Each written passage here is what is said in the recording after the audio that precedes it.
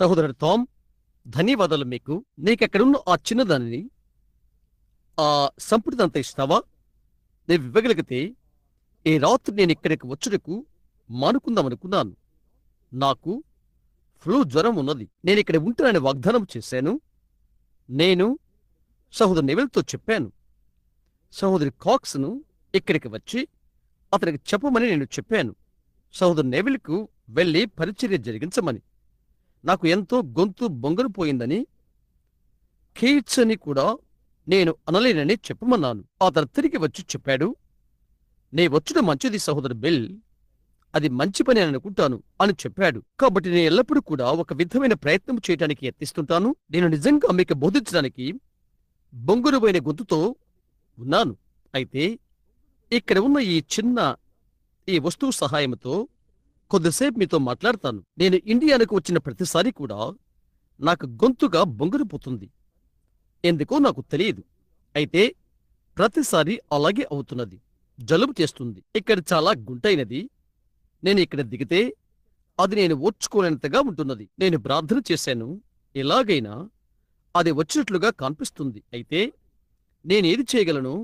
నా శక్తి కొలదగా నేను ఎల్లవేళలా చేస్తాను. కాబట్టి ఆ విధముగా నేను ఎల్లప్పుడూ కూడా ప్రయత్నం చేస్తాను, నా యొక్క శక్తి కొలగదుగా. అదే ఎప్పుడు దేవుడు గౌరవించేది, ఎదురు చూసేది. క్షమించండి, అదే ఆయన ఎదురు చూచున్నది. ఈ పరిచర్య అంతటితో కూడా ఈ శుక్రవారము, శనివారము, ఆదివారము మన ప్రభువు మిమ్మల్ని మీకు గొప్ప ఆశీర్వాదాలు అనుగ్రహించాలని నేను నమ్ముతున్నాను. కూటములు ఈ రాత్రి, రేపు రాత్రి జరుగుతవి. సహోదరు నెవిల్, అవును కదా, నేరుగా రేపు రాత్రి నుండి జరుగుతవి. నేను ఇక్కడికి రావాల్సి ఉన్నది. తర్వాత ఇక్కడికి విడిచి లూయిస్విల్లో ఉన్నటువంటి ఒక మిషనరీ వర్గంతో మాట్లాడటానికి అక్కడికి వెళ్ళవలసి ఉంటున్నది. నేననుకుంటాను అది 17 లేక 27 దేశములు ఒక మిషనరీ ర్యాలీలో ప్రాతినిధ్యం వహిస్తున్నారు. రేపు రాత్రికి వారి మధ్య కొద్ది నిమిషాలు ఉండటానికి వారు నన్ను రావాలని కోరారు. ఆదివారం ఉదయం. ఏంటది? సహోదరుడా, అతని మీద నీ చేయి ఉంచు. మా పరలోకపు తండ్రి, నీ ప్రేమైన బిడ్డ నామమున యేసు నామమున మేము ప్రార్థన చేస్తున్నాము. ఇప్పుడే ఈ సమయమందు నీ కనికరం మా పైన ఈ రాత్రి ప్రచురించమని, ఈ సమయంలో బహుబాధతో ఉన్నటువంటి అగుపిస్తున్న అక్కడ కూర్చొని ఉన్న మనిషిపై మా సహోదరుని స్వస్థపరచడం వలన నీ కనికరము అధికము చేయమని ప్రార్థన చేస్తున్నాము. నీవు ఇలాగు చెప్పి ఉన్నావు, మీరు స్వస్థత పొందినట్లు మీ పాపములు ఒకరితో ఒకరు ఒప్పుకొనుడి, ఒకరి కొరకు ఒకరు ప్రార్థన చేయుడి అని. ఈ రాత్రి ఈ ప్రజలతో కలిసి ప్రభుని యేసు నామమున ఈ సమయమందు మా సహోదరుని నీవు స్వస్థపరచమని నేను ప్రార్థన చేస్తున్నాను. అక్కడ సహోదరుడు నిలబడి తన చేతులు అతనిపై ఉంచి ఉన్నాడు. ప్రభువైన యేసు హస్తమునకు ప్రతినిధిగా మేము మా ప్రార్థనలు కలిపి నీకు పంపుతున్నాము. క్రీస్తు నామములో అతడు కలిగి ఉన్న ఈ వ్యాధి నుండి త్వరగా మా సహోదరుడు కోలుకును కాక. ఆమేన్. సహోదరుడా, ప్రభు నిన్ను దీవించును కాక. మీరంతా కొద్దిగా గాలిని అతనికి రానివ్వండి. ఒక విధంగా అతడు అక్కడ కొద్దిగా ఒత్తుకుపోయాడు. ఎందుకు అతన్ని బయటికి వెళ్ళనివ్వకూడదు? మీరు బయటికి వెళ్ళాలనుకుంటే నేరుగా వెళ్ళిపోయి అక్కడ భవనంలో వెనుక ఒక స్థలం తీసుకోండి. అక్కడ గాలి వస్తుంది. మన ఇబ్బందులన్నీ ప్రభుని యేసుకు తెలుసును. ఆయన మన భారములకు అడ్డువచ్చువాడు. ఆదివారం ఉదయం పెందలకడనే 6 గంటలకు సూర్యోదయ ఆరాధన. ఈస్టర్ రోజు ఎంతమంది మీలో సూర్యోదయ ఆరాధన ఇష్టపడుతున్నారు? గొప్ప ఆశీర్వాదన మనం ఎదురుచూద్దాం. తరువాత ప్రభుచితమైతే సూర్యోదయ ఆరాధన నేను తీసుకుంటాను. అది 6 నుండి 7 వరకు. తరువాత మీ ప్రాతకాల పలహారము కొరకు తిరిగి వెళ్ళుట 9:30 క్రమంగా ఉండే ఆదివారపు బడి. సహోదరుడు నెవిల్ ఇక్కడే ఉంటాడు. ఆదివారం బడి అయిన వెంటనే ఎవరికి బాప్తిసం కావాలో ఈస్టర్ ఉదయవేళ బాప్తిసముల కార్యక్రమం నేను తీసుకుంటాను. మీకు ముచ్చిన బాప్తిసం ఇంకా పొందకపోతే, అలా ఆశపడితే, మీరు క్రైస్తవులు, యేసుక్రీస్తుకు దైవత్వమును, ఆయన దేవుని కుమారుడని మీరు నమ్మండి.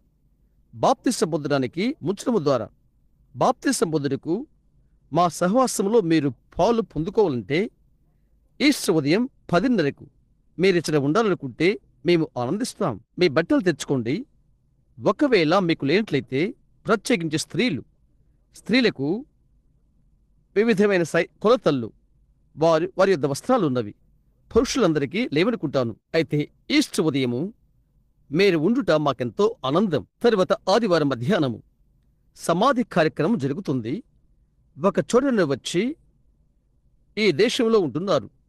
కొద్ది కాలం క్రితము సహోదరు నెవిల్ బోధలో మార్పు నొందినవారు. ఆ పేరు ఈస్ట్ మరేదో అనుకుంటాను.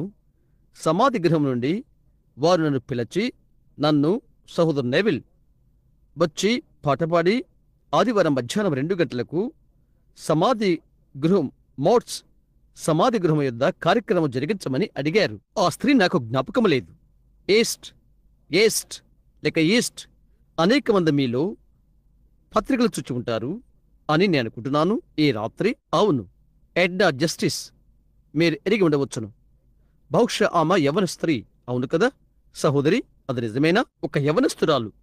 ఆమె తల్లి నన్ను పిలిచి, ఆమె 2-3 బిడ్డలను విడిచి వెళ్ళినది అని చెప్పినది. అదెంతో చెడ్డ విషయం. అది మర్త్యమైన జీవితం యొక్క చెడును చూయించుతున్నది. అది అవును కదా? అయితే ఆమె క్రీస్తు యేసులో ఉన్నట్లయితే ఆమె ఎంతో దూరంగా ఉండేది. ఈ రాత్రి ఈ భవనంలో కూర్చుని ఉన్న ఏ వ్యక్తి కంటేను మిగతా మర్త్యులు ఎలాగ వెళ్తారో అలాగు ఆమె మరణ ఛాయల గుండా వెళ్ళినది.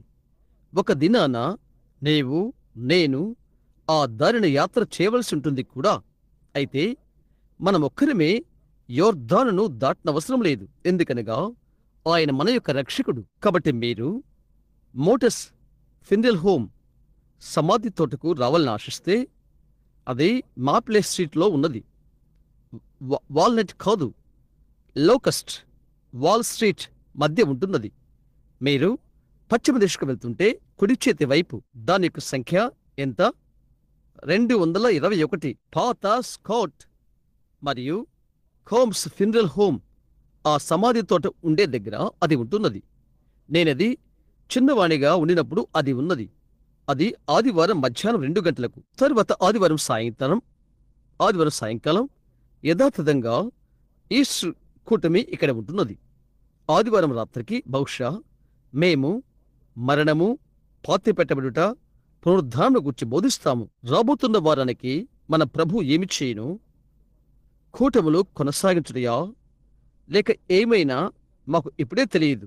రాన్న వారానికి మీరందరూ ఇక్కడ ఆదివారం ఉండగలరని మేము నమ్ముతున్నాము. అనేక మంది బోధకులను నేను గుర్తిస్తున్నాను. మన యొక్క కూటాలకు తరచుగా వచ్చుచున్న మిస్టర్ ఫుల్లర్ ఇక్కడ ఉన్నాడని ఒకరు నాకు చెప్పారు. ఫుల్లర్ అను మనిషి ఇక్కడ ఉన్నాడా? న్యూయార్క్లో ఒక స్థలం నుండి మరొక స్థలానికి కూటములకు తీసుకుని వెళ్ళినది నీవే కదా సహోదర ఫుల్లర్? నిన్ను చూచుట ఆనందంగా ఉన్నది. ప్రభు నిన్ను దీవించును. తరువాత మరి ఒక చిన్న దైవ సేవకుని నేను చూస్తున్నాను. అది సహోదరు థామ్కు తెలియదు. ఆ అబ్బాయి యొక్క ఆఖరి పేరు నాకు కూడా తెలియదు. అయితే వారు అతన్ని జూనియర్ అని అక్కడ పిలుస్తారు. జాక్సన్, సహోదరుడు జాక్సన్, జూనియర్ జాక్సన్. సహోదరుడా జాక్సన్, నీ ఆఖరి పేరు పైకెత్తు, నీ ఆఖరి చేయి పైకెత్తు. నీవు మాతో ఉండుట ఆనందం. అతడు అక్కడ దిగునున్న మెథడిస్టు సంఘము ఎలిజబెత్ నుండి వచ్చినవాడు. మేము సువార్తపులమునకు వెళ్ళక మునుపు ప్రభుచితమైతే చాలా త్వరగా ఒక కూటమి నేను అక్కడ పెడతాను. ఘనమైన పిలుపు ఇండియాకు. ప్రతిదీ కూడా ప్రతిదినము చిక్కనైపోతున్నది. నా కొరకై ప్రార్థించండి. ఈ రాత్రి ఇది మంచి శుక్రవారము. ఈ రాత్రి ఈ సమయానికి యెరూషలేములో సూర్యుడు పైకి వచ్చి శనివారం ఉదయమవుతుందని నేను ఊహిస్తున్నాను. అయితే రోజంతా ఎక్కడైతే మందకొడిగా సిలువను లాగిన ఆయన రక్తపు గుర్తులు ఉండెనో అదే త్రోవలో ప్రజలు త్రొక్కిసలాడుతూ ఉంటారు. వారి ఆత్మలోని ఆవేదనతో కన్నీరు కాచుచూ ఏడుస్తుంటారు. అనేకమైన దేవాలయములు తదితరమైనవి ఈ మహా జ్ఞాపకార్థ సమయాన్ని జరుపుకొంటవి. ప్రపంచం పండుగ ఆచరించు సమయమున్నట్లయితే అది ఇప్పుడే. ఈ ఇబ్బందికరమైన ఘడియలోనే మన యొక్క సహోదరి ఈ చిన్న ఆర్గాన్ చూస్తున్నదో లేదో అని అనుకుని ఆశ్చర్యపోతున్నాను. నేను ఆర్గాన్ను ప్రేమిస్తాను. నేను పాతకాలపు వానిలా ఉంటాను. దానిమీద మనము శృతి చేయగలము. అని నేను ఆశ్చర్యపోతున్నాను. సిలువ చెంత యేసువా చేర్చి నన్ను ఉంచు. చాలా కాలము క్రితము హృదయాభిలాష పాటలు పాడేవారము. హృదయాన్ని ఆకర్షించేవి పాతకాలపు ఆ మంచి పాటలు. మనమందరము దానితో ఏకీభిద్దాం. అది నేను అభిమానిస్తాను. ప్రశస్తమైన ఊట అక్కడ ఉన్నది. అందరికీ అది ఉచితమే.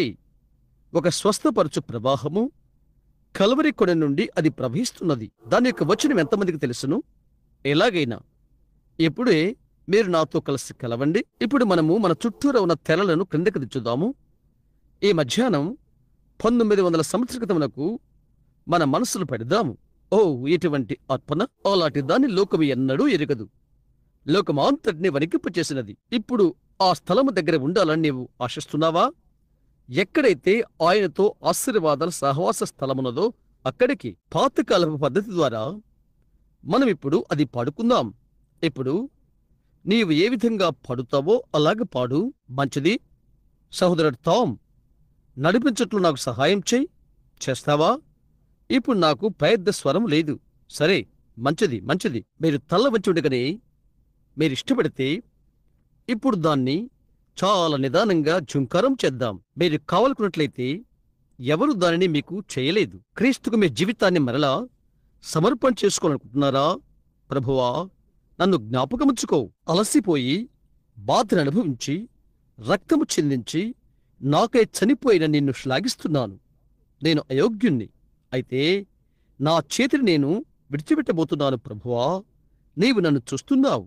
నా జీవితాన్ని తిరిగి సమర్పణ చేసుకోవాలనుకుంటున్నాను. దేవుడి మేము దీవించును. దేవుడి మేము దీవించును. మంచిది. ఈ మంచి శుక్రవారం రాత్రి నన్ను నేనుగా తిరిగి సమర్పణ చేసుకోవాలని ఆశపడుతున్నాను. ప్రభువా, దేవుడి మిమ్మల్ని దీవించును. తండ్రి, ఎవరైతే చేతులు పైకెత్తి ఉన్నారో వారిని నీవు దీవించమని నేను ప్రార్థిస్తున్నాను. అది చేయుటకు ఎవరికైతే ధైర్యం లేదో వారిని దీవించమని ప్రార్థన చేస్తున్నాను. సకలమునకు సంతృప్తి ఎగు ఆయన ఈ రాత్రి వారిలో ప్రతి ఒక్కరిని దీవించమని మేం ప్రార్థిస్తున్నాము. మేము కలవరిని గూర్చి ఆలోచిస్తున్నాము. మా రక్షకుడు దేవుడు సిగ్గుపరచబడెను, హీనపరచబడెను. పిలాతును బ్రతిమలాడిన తర్వాత ధనవంతుడకు ఒకని చేతులకు అప్పగించబడి అతడు ఆయన శరీరమును తీసుకుని పోయిను. అతడు తీసుకుని పోయి శుభ్రమైన యొక్క నారబట్టలో చుట్టి దాన్ని సమాధిలో పెట్టుటకు. ఓ దేవా, ఆ దీనులైన వారు ఎటువంటి భావన కలిగి ఉన్నారు! ఆ సమయమందు వారు ఓడిపోయినట్లు అయిపోయారు. వారెంతగానో నమ్మిన ఒకరు ఇప్పుడు సమాప్తమైపోయాడు. అయితే ఎంతకాలము కాదు, రక్తసిక్తమైన అర్పణ. అది అందరికీ. ఒక దినాన కొన్ని గంటల తర్వాత ఆయన తిరిగి లేచాడు. తరువాత సంతోషము కలిగినది. ప్రభువా, ఈ రాత్రి సహాయం చేయుము. మేమీ సమయమందు ఉండగా అది మాపై ఉన్నదేమో. మా విమోచనమునకు ఖర్చగు వేదన మేము చూచునట్లు, మేము ఆనందంగా ఉండుట కొరకై ఖర్చగు దుఃఖమును మేము చూచునట్లు, ప్రభువా, ఈ రాత్రి మాకు మేము నీకు సమర్పణ చేసుకుందుము కాక మా ఆత్మలో వేదన నుండి, ఓ దేవా, ఎంతటి భయంకరమైన మరణము అనే దూరాన మేము చుచిదము కాక పాపమెంతటి క్రూరమైనదో. నీవు మమ్మల్ందరినీ ఇప్పుడు దీవించమని నేను ప్రార్థన చేస్తున్నాను. ఇక్కడ నీ సేవకుడు దీనస్వరముతో నిలబడి ఉండగా మరియు నీ బిడ్డలు వాక్యము నుండి ఒకటి వినాలని కనిపెడుతూ ఉండగా, ఓ దేవా, నీవు నాకు సహాయము దయచేయము. ప్రభువా, నాకు సహాయము చేయుము. మా జీవితాలు, మా హృదయాలు తిరిగి ప్రతిష్ఠ చేసుకొనుచుండగా ప్రతి ఒక్కరి కొరకై జీవవాక్యమును విప్పము. మేము అర్పణ గుచ్చి తలస్తున్నప్పుడు మా అంతరంగంలోనూ మా గుండెల్లోనూ కన్నీరు కారిపోతుంది. ఇప్పుడు మాకు సహాయం చేయుము. క్రీస్తు నామమున మేము అడుగుతున్నాము. ఆమేన్. మీరు నా కొరకై ప్రార్థించి అటు ఇటు తొనకక లక్ష్యముచ్చట్లయితే కొద్దిగా నేను చదవాలనుకుంటున్నాను. యెషయాలో 53వ అధ్యాయం. ఈ దినం బహుశా మనం ఆకాశవాణి ప్రచారం మొదలైనవి విని ఉంటాము. నేను ఈ దినం క్రీస్తుని గురించి తలంచాను. నేను ఒక చోటుకు వెళ్ళి అలాగే మోకరించలేను. నేను ఎలా ఏడవలసి వచ్చను? అక్కడ కల్వరిలో జరిగినదేదో నా మనస్సు గతమునకు వెళ్ళిపోయి చూచినప్పుడు నేను ఏడ్చాను. నేను ఏ రేడియో ప్రోగ్రాం వినటానికి నేను అనుమతించలేదు. అయితే బహుశా వారు సువార్తల్లో నుండి మాట్లాడారు. బహుశా రేపు రాత్రి మనం ఆ నిర్ణయ ప్రమాణమును సమీపిద్దాము. అయితే ఈ రాత్రి పాత నిబంధనకు అక్కడికి వెళ్దాము. పాపము యొక్క క్రూరత్వము మన జీవితములలో నుండి పాపమును తీసివేటుకు ఖర్చుకు అపరాధ రుసుము. యెషయా 53లో ప్రభు రాకడకు 712 సంవత్సరాల క్రితము ప్రవక్త అభిషేకించబడి అతడి మాటలు చెప్పియున్నాడు. మేము తెలియజేసిన సమాచారం ఎవడు నమ్మెను? యెహోవా బాహువు ఎవనికి బయలుపరచబడెను? లేత మొక్కవలెను, ఎండిన భూమిలో మొలచిన మొక్కవలెను అతడు ఆయన ఎదుట పెరిగెను. అతనికి స్వరూపమైనను సొగసైనను లేదు. మనమతని చూచి అపేక్షించినట్లుగా అతని యందు స్వరూపము లేదు. అతడు తృణీకరింపబడిన వాడును ఆయను, మనుషుల వలన విసర్జింపబడిన వాడును, వ్యసనాక్రాంతుడుగాను, వ్యాధిని అనుభవించిన వాడుగాను, మనుష్యులు చూడనొలనే వాడుగాను ఉండెను. అతడు తృణీకరింపబడినవాడు కనుక మనము అతనిని ఎన్నిక చేయకపోతమి. నిత్యముగా అతడు మన రోగములను భరించెను, మన వ్యసనములను వహించెను. ఆయనను మొత్తబడినవానిగాను, దేవుని వల్ల బాధ్యంపడినవానిగాను, శ్రమనొందినవానిగాను మనమతనిని ఎంచుతిమి. మన అతిక్రమ క్రియలను బట్టి అతడు గాయపరచబడెను, మన దోషములను బట్టి నలుగగొట్టబడెను. మన సమాధార్థమైన శిక్ష అతని మీద పడెను. అతడు పొందిన దెబ్బల చేత మనకు స్వస్థత కలుగుచున్నది. మనమందరము గొర్రెల వలె త్రోవ తప్పిపోతమి. మనలో ప్రతివాడును తనకిష్టమైన త్రోవకు తొలగెను. యెహోవా మనందరి దోషమును అతని మీద మోపెను. అతడు దౌర్జన్యం నొందెను, బాధింపబడినను అతడు నోరు తెరవలేదు. వధకు తేబడి గొర్రెపిల్లయు, బొచ్చు కత్తిరించు వానితడి గొర్రెయు మౌనముగా ఉండునట్లు అతడు నోరు తెరవలేదు. అన్యాయపు తీర్పు నొందినవాడై అతడు కొనిపోబడెను. అతడు నా జనుల అతిక్రమమును బట్టి మొత్తబడిన కదా. సజీవుల భూమిలో నుండి అతడు కుట్టివేయబడెను. ఆయనను అతని తరం వారిలో ఈ సంగతి ఆలోచించిన వారెవరు? అతడు మరణమైనప్పుడు భక్తులతో అతనికి సమాధి నియమింపబడెను. ధనవంతుడి యొద్ద అతడు ఉంచబడెను. నిశ్చయముగా అతడు అన్యాయమేమియూ చేయలేదు. అతని నోట ఏ కపటమునూ లేదు. అతని నలగొట్టుటకు యెహోవాకిష్టమాయెను. ఆయన అతనికి వ్యాధి కలుగచేసెను. అతడు తన్ను తానే అపరాధ పరిహార్థ బలి చేయగా అతని సంతానము చూచును. అతడు దీర్ఘాయుష్యవంతుడగును. యెహోవా ఉద్దేశము అతని వలన సఫలమగును. ఏ రాత్రి లేఖనం యొక్క పాఠమును దాన్ని ఇలాగు పిలిచినచో నేను 6వ వచనమును తీసుకుంటాను. మనమందరము గొర్రెల వలె త్రోవ తప్పిపోతమి. మనలో ప్రతివాడును తనకిష్టమైన త్రోవకు తొలగెను. యెహోవా మనందరి దోషమును అతని మీద మోపెను. కొద్ది క్షణాలు నేను మాట్లాడవాలనుకుంటున్నాను. మన మధ్యకు ప్రభు యొక్క ఆనందం వచ్చినప్పుడు మనం అన్ని వేళల్లో ఆనందిస్తాము. మీతో కలిసి నేను ఎంతగానో ఆనందపడుతున్నాను. అది పొందుకుంటానికి ఎంత విలువవుతుందో మీరు నిదానించి ఎప్పుడైనా ఆలోచన చేశారా? దాని వెనుకనున్న ధర ఎంతో మీరు ఎప్పుడైనా గ్రహించారా? దాని న్యాయ తీర్పు ఏంటో, పాపం యొక్క అపరాధ రుసుము ఎంతో మీరు గ్రహించారా? పాపం ఎంత క్రూరమైనదో దేవుని కుమారుడు కల్వరి యొద్దకు వెళ్ళుటకు కారణమైనది. దేవుడు ఆయన్ని మొత్తాడు. ఆయన వైపు చూడకుండా తల త్రిప్పుకున్నాడు. ఆయన్ని మొత్తాడు. ఆయన్ని బాధపరిచాడు. చూడు, ఆయన ఎవరై ఉండినది. నేనిప్పుడు మీ కొరకై చిన్న చిత్రమును గీయాలనుకుంటున్నాను. మాట్లాడుతూ ఈ రాత్రి మనమంతా ఒక చిన్న ప్రయాణం చేద్దాము.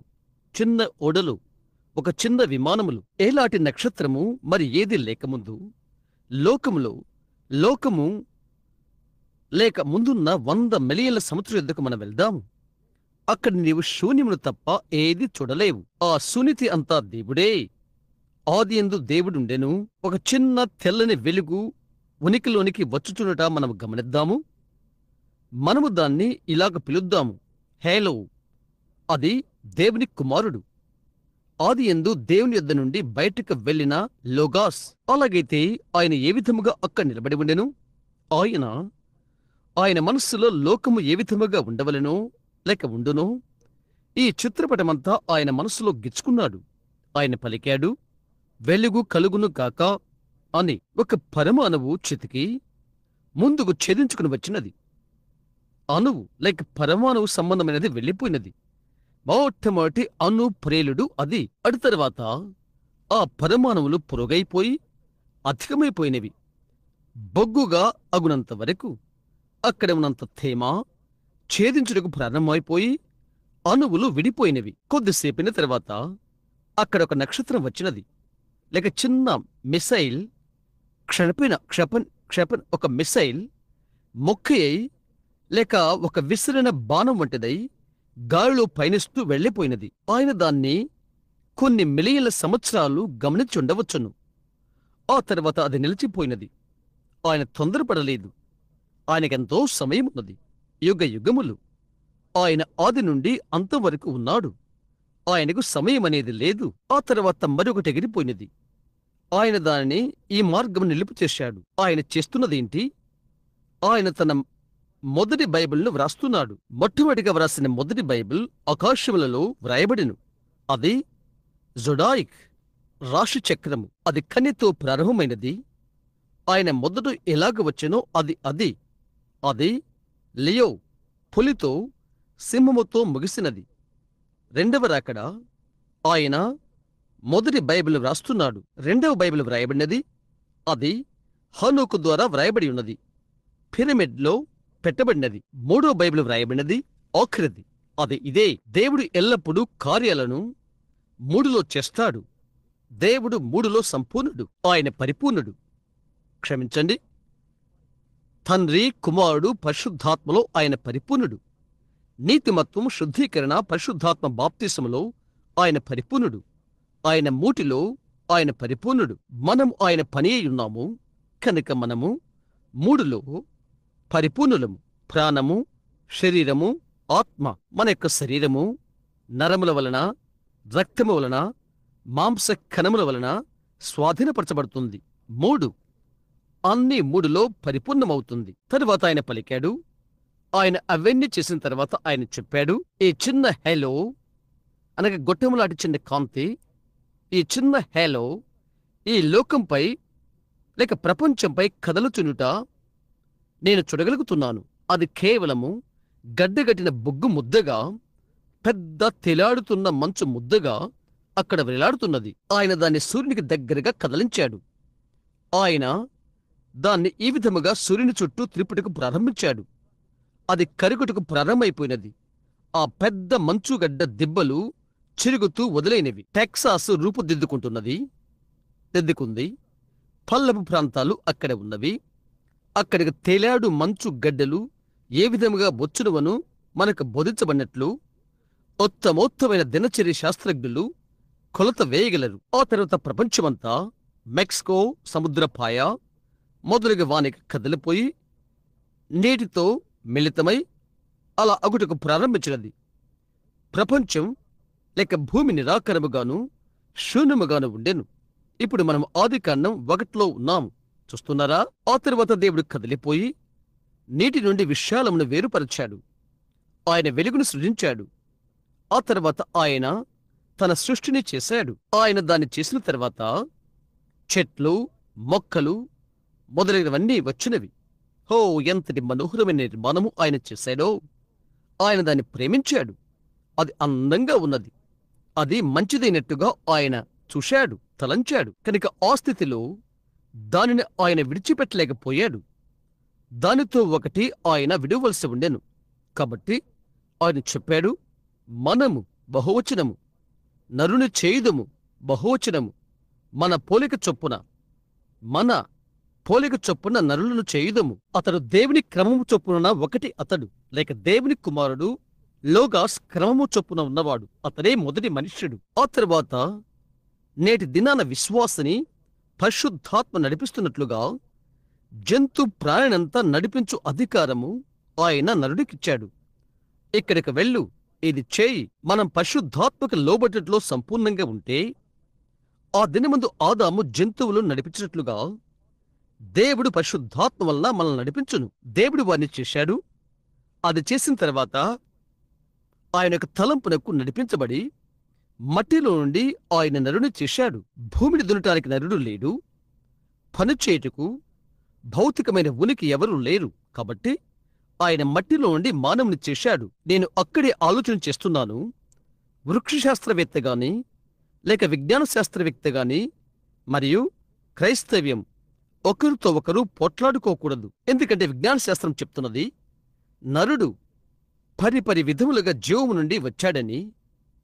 మరి మనమంటాము ఇక్కడున్న మనిషిని చూచి మనం చెప్తాము అతడు దేవుని స్వరూపి అని. ఇది దేవుని యొక్క పోలిక కాదు. ఆరంభంలో ఇది జంతు ప్రాణి యొక్క పోలిక. పరిణామ శాస్త్రజ్ఞులు వాదిస్తారు. వారు చెప్పే పరిణామ గొలుసును నేను నమ్మను. అందరూ ఏకకణ జీవి నుండి వచ్చారని, అయితే మనము పరిణామము చెందామని నిజంగా నేను నమ్ముతాను. ఒక మనిషిని నుండి మరి ఒక మనిషిని యొద్దకు పరిణామము చెందుట. అయితే దేవుడు అదెంత అలాగ చేసి ఆయన నేల మట్టితో అతన్ని చేశాడు.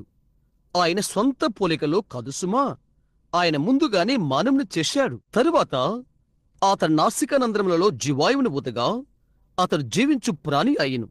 కాబట్టి మనుషుని యొక్క ప్రాణం ఆత్మ యొక్క స్వభావము. ఇప్పుడు నీవు తిరిగి జన్మించినప్పుడు క్రొత్త ఆత్మను నీవేం పొందవు. నీవు ఆ ఆత్మకు క్రొత్త స్వభావాన్ని పొందుకుంటావు. అది అదే ఆత్మ.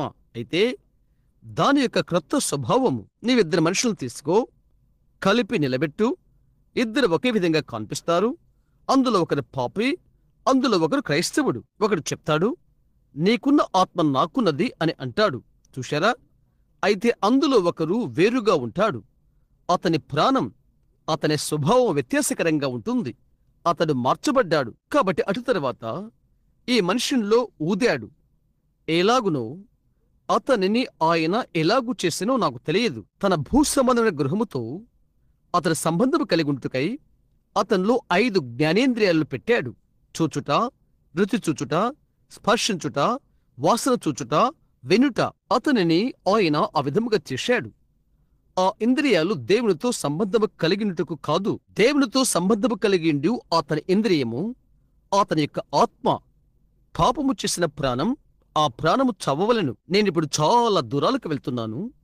ఒకదాన్ని తీసుకొచ్చు కొరకై కల్వరిలో దేవుడు ఏమి చేయవలసి ఉండెనో అట్టి ప్రతి ఒక్క విషయాన్ని మీరు పొందుకుంటారని నేను నిరీక్షిస్తున్నాను. ఏ నరునికి ఆయన అతనిని 5 ఇంద్రియాలతో పెట్టాడు. అటు తరువాత నరుడు అతని ఒంటరిగా ఉన్నాడు.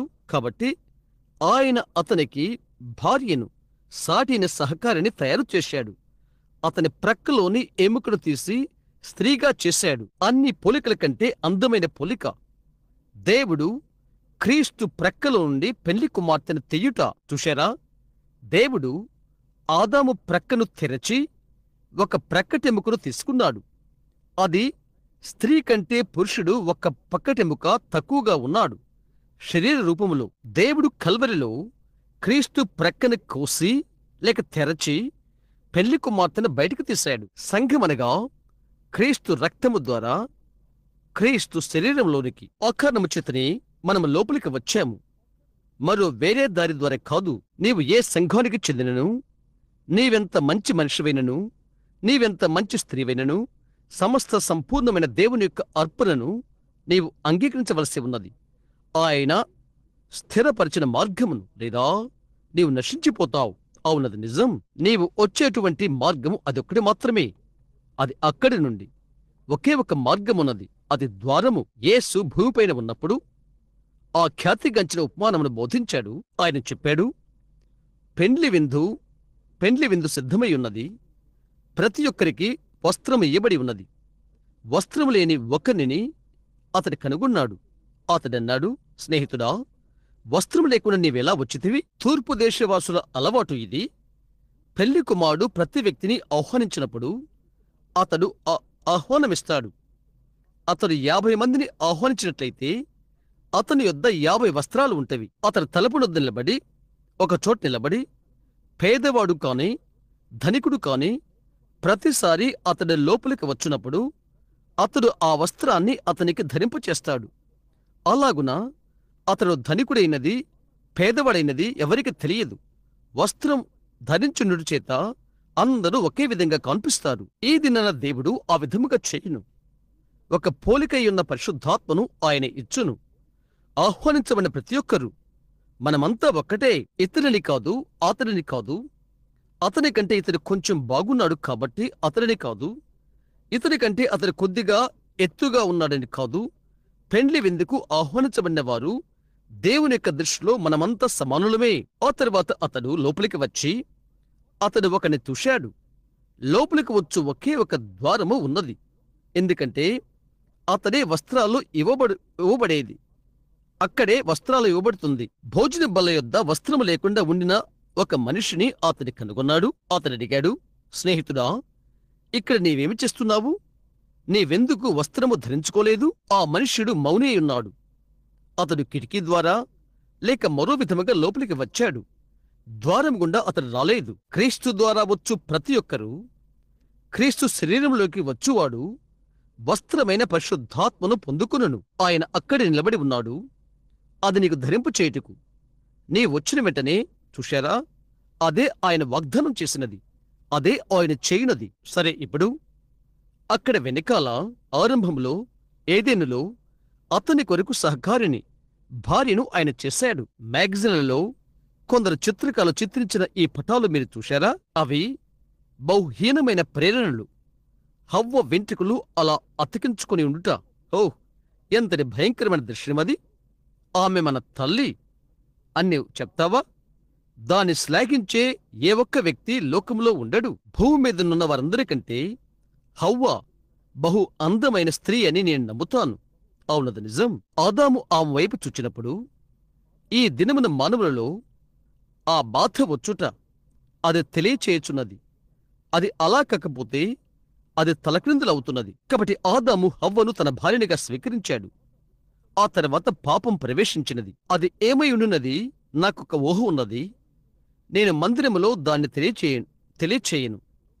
ఒక విధమైన చిన్న తరగతి అయితే తప్ప ఆరంభములో పాపము ఏమై ఉండున్నది అనున్నది, ఏమై ఉండేది అనేది. ఎలాగైతేనేం అది చేయబడినప్పుడు దేవుని నుండి సహవాసాన్ని అది వేరు చేసినది. ఎప్పుడు? నేను తీసుకురావాలనుకున్న చిత్రపటం ఇక్కడే ఉన్నది. దేవుడు గ్రహింపు చేసుకున్న తర్వాత ఒక దేవదూత లేక ఒక ఉనికి వచ్చి దేవునితో చెప్పాడు, నీ కుమారుడు తప్పిపోయాడు, అతడు పాపం చేశాడు, అతడు పడిపోయాడు. గమనించు, మనుషుని యొక్క మిక్కుటమైన ప్రయాస చూడు. మొదటి విషయం, తనకు తాను ఒక మతాన్ని తయారు చేసుకున్నాడు. నరుడు ఒక విధమైన మతమును కలిగి ఉన్నాడు. గత దినము నగరములో ఒక ఖ్యాతిగాంచిన మనుషులతో నేను మాట్లాడుతున్నాను. అతడంటాడు, సహోదర అబ్రహాం, నా మతమేదో నీకు తెలుసా? బంగారు చట్టాన్ని కాపాడడం అది మంచిదే. అయితే సహోదరుడా, మనుషుడు తిరిగి జన్మించకపోతే అతను నశించిపోతాడు. అవును, అతను తిరిగి జన్మించవలసి ఉన్నది. గోల్డెన్ రూల్, బంగారు చట్టం మంచిదే. మర్త్యుడైన మనుష్యుడు అది చేయగలడు. అయితే అదంతా అతీతమైన దారిన ఉండవలసి ఉన్నది. మనం అతీతమైన విధముగా జన్మించుట కొరకై దేవుడు ఏమి చేసినో నీవు చూస్తావు. వారు పాపం చేసినప్పుడు అతడు తనకు తాను తయారు చేసుకున్నాడు. మతము అను మాటకు కప్పుకుంటనర్థం. అది ఒకటి కప్పుకున్నట్టు అవుతున్నది. ఈ కోటు నైతికమైన భక్తి నాకు, ఎందుకనగా ఇది నా ఉనికిని కప్పుతున్నది. నీ బట్టలు అంతే, అది ఒక కప్పు. తరువాత గమనించు, ఆదాముకు అతడు దేవుని ముఖాముఖిగా కలుసుకోకుండా ఉండు అంతవరకు అతని అంజూరపు ఆకులు మంచివే. అయితే అతడు దేవుని ముఖాముఖిగా కలిసినప్పుడు అతడు అంజూరపు ఆకులు ఉపయోగపడవని అతడు గ్రహించాడు. స్నేహితుడా, నీవు చాలా మంచివాడవని నీవు తలంచవచ్చు. చూస్తున్నారా? నీవు కావచ్చు, మంచిదే. అయితే దేవుని నీవు ముఖాముఖిగా కలయిటకు వచ్చినప్పుడు నీ కొరకు దేవుడు ఏర్పాటు చేసిన అర్పణను నీవు అంగీకరించకపోతే నీవు నశించిపోతావు. మరి అది నీవు ఎరుగు. వారు చనిపోటు నేను గమనిస్తూ వారి పడకల ప్రక్క నేను నిలబడ్డాను. వారి చేతులకు వైద్యుడు హైపో పొడవటం నేను చూశాను. నిశ్శబ్దంగా ఉండుటకు అరుపులు అరుస్తూ అలాగుండుట నేను విన్నాను. ఓ, వారి ప్రక్కనే వారు ఉన్నారు అని చెప్పారు. నేనడిగాను, డాగ్, ఒక్క నిమిషం అది ప్రక్కనుంచు. గమనిస్తున్నారా? వారు మంచి అని వారు తలస్తున్నది నీ వినగలవు. ఒకని ఎదుట సరైనదిగా కనబడు మార్గము కలదు, తుదకది మరణమునకు త్రోవ తీయను. దేవుని వలన పునర్జన్మెత్తని ప్రతి మనిషి ఆ నాశన మార్గమున పోవును. దానికి నీవు సహాయము చేయలేవు. నీ స్వంత ప్రాణం నీకు మార్గము చూయిస్తున్నది. నీవు తిరిగి జన్మిస్తే నీవు వెళ్ళుటకు బద్ధుడివవుతావు. నీవు తిరిగి జన్మించకపోతే నీవు క్రిందకే పోవలసి ఉంటున్నది. నీ స్వంత ప్రాణమే అది చేస్తున్నది. ఒక మాంత్రికుడు తన కర్రతో ఒక చోటనున్న పెట్టెను తెరిచినట్లుగా నీకు దండము లేకపోతే తలుపు తెరుచుకొనదు. నీవు తిరిగి జన్మించకపోతే యథాతథంగా నీవు తిరస్కరించబడతావు. అది అంతే. వారు బయటికి వచ్చినప్పుడు ఆయన ఎదుట వారు ఇక నిలబడలేరని దేవునికి తెలుసును. ఆయనది ఎరిగి ఉన్నాడు. వారు దాక్కుంటున్నారు, పొద వెనుక దగ్గుకుంటున్నారు, అయినను కప్పుకుంటున్నారు. అయితే వారు కప్పుకొనేది సరిపడలేదు. మందిరానికి వెళ్లే ప్రతి స్త్రీ పురుషుడు ఈ దినాన నేను ఆలోచన చేస్తున్నాను. ఆలయాలు గనగనలాడుట, గంటలు మ్రోగించబడుట, జనులు మందిరానికి వెళ్ళుట, సంక్షిప్తపడి స్త్రీలు వారి ఈస్టర్ టోపీలు కొనుక్కొనుట మొదలైనవి. దేనికై ఇది వచ్చినది? కుందేలకు పునరుద్ధానానికి ఏముందో నాకు అర్థం అవట్లేదు. లేదండి, క్రీస్తు యొక్క పుట్టుకకు క్రిస్మస్ చెట్టుకు ఏంటి సంబంధం? స్నేహితులారా, అది అన్యత్వం. మనం ఎక్కడో దారి దిగి ఉన్నాం. అవునది నిజం. అయితే ఇప్పుడు నిజముగా తిరిగి జన్మించిన స్త్రీ పురుషుడు గ్రహిస్తారు. ఎందువల్లంటే నీ లోపల జీవముండి అది తప్పని నీకు తెలియచేస్తున్నది. అది నిజమేనా? గమనించండి, హవ్వ ఆదాములు.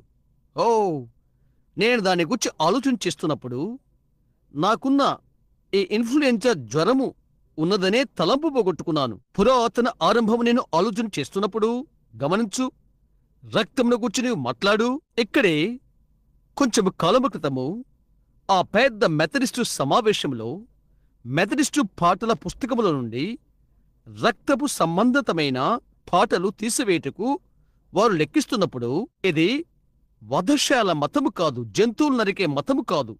ఇంకా అన్నారు, మాకు గౌరవప్రదమైన మంచిది ఒకటి కావాలి. సహోదరుడా, దేవుడు స్వీకరించే విధము అది కాదు. నేను రక్తము చూచినప్పుడు నేను దాటిపోయేదను. రక్తం మాత్రమే అక్కడ ప్రత్యామ్నాయముగా ఉన్నది. రక్తములో ప్రాణముంటున్నది. మీరు మాంసము తిని రక్తమును నేల మీద పారిపోయవలెను. అది ప్రాణము. చూశారా? ప్రాణమును తినకూడదు. ఎంత మనోహరమైన విషయమో గమనించు. దాన్ని గురించి నేను ఎంతగా ఆలోచించను. తరువాత దేవుడు ఆలోచన చేశాడు, ఆదాము, హవ్వ, ఇక్కడికి రండి. నేను మిమ్మును బయటికి తీసుకుని రాకముందు నేనొకటి చేయబోతున్నాను. కాబట్టి ఆయన కొండ ప్రాంతానికి వెళ్ళి ఒక గొర్రెను తీసుకున్నాడు. అతన్ని చంపి చర్మం తీశాడు. అది చనిపోయినది. ఎందువలనగా దేవుడు ఆయన వాక్యమును నిలబెట్టుకొనవలసి ఉన్నది. నీవెంతటి మంచి పురుషుడివైనా, నీవెంతటి మంచి స్త్రీవైనా, నీవెవరివైనా, అది దేవుడు ఆయన వాక్యమును కాపాడుకొనును. ఆ కారణము చేతనే పరిశుద్ధాత్మ పొందుట కొరకై పెంతెకోస్తు పండుగ దినమున కన్య మరియ అక్కడికి వెళ్ళవలసి ఉన్నది. మిగతా వారు చేసినట్లుగా. కారణం, ఆమె ఒక మధ్యురాలుగా ఇక్కడ జన్మించినది మరియు పరలోకానికి వెళ్ళకముందు ఆమె మరలా జన్మించవలసి ఉండెను. ఆమేన్. ఇప్పుడు చూడు స్త్రీ, నేను నీకు చెప్పనివు. కాలములు మారినవి కనుక దేవుడు మారడు. దానికి ఏది కుదువుగానైనా నీవు రా. నీవు నశించిపోయావు. అవును, ఆ కల్వరి దినమున 1900 సంవత్సరాల క్రితము దేవుడు ఏమి చేశాడో దాని పక్షంగా ఈ దినమున నేను మాట్లాడుచున్నాను. ఇది చెల్లించుట కొరకై ఎటువంటి అర్పణను ఆయన చెల్లించనో చూయించుట కొరకై. అదే దేవుని యొక్క మార్గము. సరైనదిగా కనబడి మార్గము కలదు. అయితే సంసిద్ధపరిచిన మార్గము దేవునికి కలదు. దేవుడు సంసిద్ధపరిచిన మార్గమున నీవు అన్ని వేళల్లా వెళ్ళినట్లయితే నీవు ఎన్నడూ తప్పు చేయవు. ఇండియానాపోలిస్కు వెళ్ళుటకై నీవు బయలుదేరినట్లుగా లేక బ్రిడ్జి యొద్ద నీవు చెప్తావు, అక్కడ లూయిస్విల్ ఉన్నదా? అవును, ఈ దారిన కుడివైపునకు వెళ్ళు, నువ్వు త్వరగా చేరుకుంటావు. అవును, నీవు నమూనా పటాన్ని తీసుకుంటే మంచిది. దాన్ని చదువు. నీవు ఏ దారిన వెళ్తున్నావో చూడు. తరువాత ఇక్కడ మహిమకు వెళ్లే దేవుని యొక్క నమూనా పటం ఇదే. దీన్ని చదువు. అది అక్కడే ఉన్నది. దాని దారి అంతా కూడా రక్తము ప్రోక్షించబడి ఉన్నది. నీవు దారి తప్పలేవు. రక్తాన్ని నీవు అనుసరించినట్లయితే. ఆమేన్. ఇప్పుడు నీవు చూడగలవు. చూశారా? అలా రక్తముతోనే వెళ్ళు, నీవు క్షేమంగా ఉంటావు. కారణం, మార్గము యొక్క ప్రతి మెట్ట యొద్ద రక్తపు అడుగు జాడలు ఉన్నది. అది ఆయన చేయకముందు అక్కడున్న దేవుని చూడు, అక్కడ ఉన్నటువంటి దేవుని చూడు. వారు పొందుకుంటకు నిలబడకముందే అప్పుడే ఆయన వారిని చంపగలడు. ఆయన చేయగలడు. ఆయన సర్వసత్తాధికారం గల దేవుడు. ఆయన మాట ఆయన నిలబెట్టుకోవలసి ఉండెను. ఆయన అన్నాడు, మీరు దాని తిను దినమున మీరు చనిపోవద్దురు. అది ఎల్లవేళ్ళ సరిపోతుంది. ఆ తరువాత నేను ఆయన చూడగలుగుతున్నాను. ఆయన ఈ గొర్రెలను వధించినప్పుడు అవి గొర్రెల సహోర్బ్నెహాం అని నీవు అడుగుతావు. నేను దాన్ని నమ్ముతున్నాను.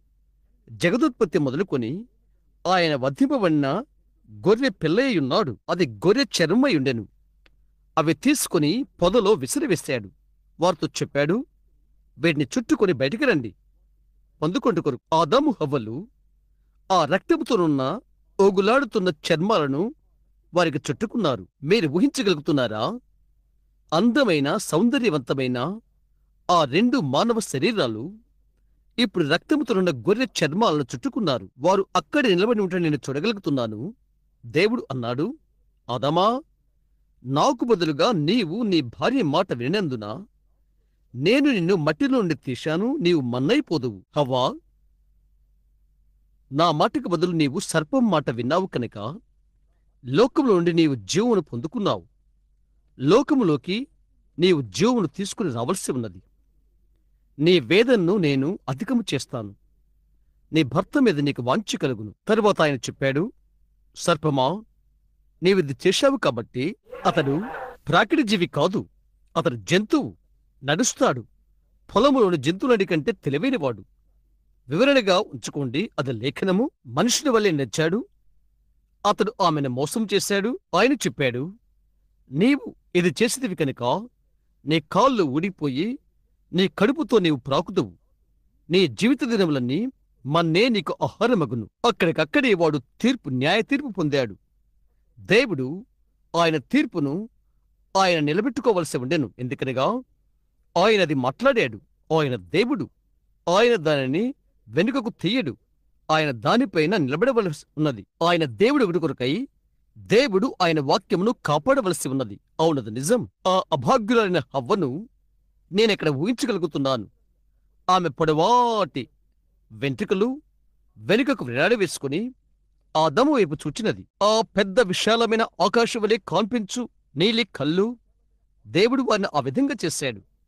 ఆ పెద్ద విశాలమైన ఆకాశం వలె కాన్పించు నీళ్ల కళ్ళతో కన్నీళ్లు కారిపోతున్నవి. హవ్వ తన చుట్టుకునే వస్త్రం రెపరెప కొట్టుకునుచుండగా దానిపైన రక్తముతో వారి కన్నీళ్లు కలసి కారిపోతున్నవి. ఆదాము తన బలమైన దేహముతో ఆమెను పట్టుకుని ఉన్నాడు. అతని రొమ్మునకు ఆమెను అణించుకుని వారి కన్నీళ్లు మిళితమై గొర్రె చర్మాల మీద మీద దిగి వచ్చుచున్నవి. రక్తము కిందకు కారుతున్నది. రక్తము అదంతా రక్తమయమైనది. అక్కడే ఇప్పుడు ఆయన చెప్పాడు, మీరు నా సన్నిధిలో నుండి బయటికి వెళ్ళిపోండి. ఆదాము హవ్వలు ఒకరి చేతుల్లో ఒకరు మెలవేసుకుని ఈ విధంగా కదలు వెళ్ళుట నేను చూడగలుగుతున్నాను. రక్తసిక్తమయ్యున్న గొర్రె చర్మాలు వారి కాళ్లకు దబదబా కొట్టుకుంటున్నవి. అడు తరువాత శూన్యత అంతా నేను చుచుచున్నాను. అది దేవుడే. దేవునికిటువంటి ఆరంభ దినాలు అంతము దినములు లేవు. ఆయన నిరంతరము ఉండును. ఆ మహా గొప్ప విశాలము శూన్యము కలసి కదిలిపోతూ ఒక శంఖాకారముగా అయిపోయి క్రిందకి వచ్చినది. రక్తముతోనున్న చర్మమును కాళ్లకు రెపరెప కొట్టుకుంటున్న ఏదైనా తోటలుండి వెళ్లిపోతున్న ఆ చిన్న జంటను ఆయన చూస్తూ ఉన్నాడు. ఆయన దాన్ని సహించలేకపోయాడు. అది క్రిందకు కదులుతున్నది. ఓ, అది క్రిందకు కదిలిపోతున్నది. సాక్షాత్తు దేవుని గుండె. LOVE, ప్రేమ అను ఉచ్చారణ. దేవుడు ప్రేమించను. వారు వెళ్లిపోవడం ఆయన చూడలేకపోయాడు. దేవుడు వారిని వెనుకకు పిలిచి ఇలాగు చెప్పాడు, నీ సంతానమునకును సర్పము యొక్క సంతానమునకును వైరము కలుగు చేతును. అది జరిగినది, కల్వరిలో జరిగినది. ఒక స్త్రీ వలన ఆయన వచ్చినప్పుడు, కన్య వలన ఆయన పుట్టినప్పుడు, అక్కడ ఏదైనాలో కొద్దిగా నేను సంప్రదింపగలను. గమనించండి, అతిక్రమను బట్టి వారు ఏదైనా నుండి తొలివేయబడ్డారు. అతిక్రమాన్ని బట్టి ఆశీర్వాదాలన్నీ తెంచివేయబడ్డవి. నేను ఈ రాత్రి ఇలాగూ తలస్తున్నాను. అదే విషయం ఇప్పుడు సంఘము అతిక్రమ ద్వారా అన్ని ఆశీర్వాదాలు తెగిపోయినవి. సంఘానికి అక్కడే నీవు ఉన్నావు. ఏదైనా తొడలో నుండి నెట్టివేయబడుట. ఇప్పుడు మీరు గమనించాలని కోరుతున్నాను. కయ్యను, హెబెలు, ఆదాము యొక్క ఇద్దరి కుమారులు మరియు హవ్వ అర్పణ అర్పించుటకు ముందుకు వచ్చారు. ఆ ద్వారానికి తూర్పు దిక్కున గంభీరమైన కెరూబు ఉన్నాడని నేననుకుంటున్నాను. ఏదైనాలో ప్రవేశించు ద్వారం యొద్ద కాపులా కాయచు ఖడ్గము ముందుకు వెనుకకు తిరుగుతూ ఉన్నది. గమనించు, అగ్ని, పరిశుద్ధాత్మిక అగ్ని గుమ్మమును కాపులా కాచుచున్నది. ఏ రోజు గుమ్మమును కాచున్నది అదే. నీవు పరిశుద్ధాత్మను గుచ్చి అగ్నిని గుచ్చి భయపడితే నీ వెన్నడు లోపలికి వెళ్ళలేవు. అగ్నిమయము, దేవుని యొక్క ఖడ్గము. దేవుడు దహించు అగ్నియున్నాడు. ఆ వృక్షమును కాపులా కాయుచుండెను. ఆ జీవవృక్షమును భద్రత తీసుకునిచుండెను. ఆ తరువాత ఇది గమనించు, ఇది ఎంతో అందమైన చిత్రపటము. ఓహో, నేను ఆదామును చూడగలుగుచున్నాను. లేదు, కయ్యూను, హెబెలు శ్రమించడం లేక ఒక అర్పణ చేడుకొరకై వెళ్ళిపోవుట. ఎక్కడ వారు ఆరాధన చెయ్యాలో ఆ సింహాసనము యొద్ద నేరుగా గుమ్మము యొద్ద వారి బలిపీఠము కట్టారని నేను అనుకుంటున్నాను. గమనించు, ఇదిగో కయ్యూను వస్తున్నాడు. బహుశా అతడు సంవత్సరమంతా పనిచేసి దున్ని పెద్ద యాపిళ్ళు లేక పెద్ద గుమ్మడికాయలు లేక వారికి ఏమి ఉన్నావో అవి తెచ్చుటకు ఏమి చేయాలో అది చేయగలిగాడు. ఆ గుమ్మము యొద్ద దాన్ని తెచ్చాడు. గుమ్మం ప్రక్కనే దేవుని యొక్క సన్నిధానములో ఒక బలిపీఠమును కట్టాడు. అతని యొక్క ఫలములన్నీ అక్కడ పెట్టాడు. పెద్ద రంగు లిల్లీ పువ్వులు మొదలైనవి క్రమబద్ధంగా బలిపీఠం యొద్దకు పెట్టాడు. తర్వాత మోకరించి దేవునిని ఆరాధన చేశాడు. ఇదెంతో మునగాలని నిరీక్షిస్తున్నాను. పెన్నడి కంటే మీరు అర్థం చూసుకునే వరకు ఇప్పుడు గమనించండి. మందిరానికి నీవు వెళ్ళవలనని దేవుడు నిన్ను కోరినట్లయితే హెబెలు చేసినట్లుగా కయ్యూను చేశాడు. కయ్యూను ప్రభువునకు బలిపీఠము కట్టాడు. నీవు చెప్తావు, సరే సహోదరు అబ్రహాం, అది మాత్రమే నేను చేయను. నేను అర్పణను చేస్తాను. విదేశీయాల సేవా పరిచర్య కొరకై నేను డబ్బు ఇస్తాను. అవి మంచివే. అయితే దేవుడు ఇంకా కోరుతున్నాడు. కయ్యూను అదే చేశాడు. అవునా? అతడు అర్పణ తెచ్చాడు. అతడు ప్రభువును ఆరాధన చేశాడు. అతడు మోకరించి ప్రభువును స్తుతి అర్పించి, ప్రభువా, ఇక్కడ నేను ఉన్నాను. నేను నీకొక అర్పణ తెచ్చాను. నేను నీకొక బలిపీఠమును కట్టాను. ఆమేన్. అనేకమైన మాటలలో నేనొక సంఘ సభ్యుడును. అది అడుగు భాగమును తగలగలిగినదా? చూడు, నేను ఒక సంఘ సభ్యుడును. నేను నిన్నే నమ్మియున్నాను. ఇప్పుడు అది అడుగుకు వెళ్ళుచున్నది. నిజంగా అది లోతుగా ముంచుదుము కాక, నేను దేవుని యొక్క విశ్వాసిని. నేను బలిపీఠమును కట్టాను.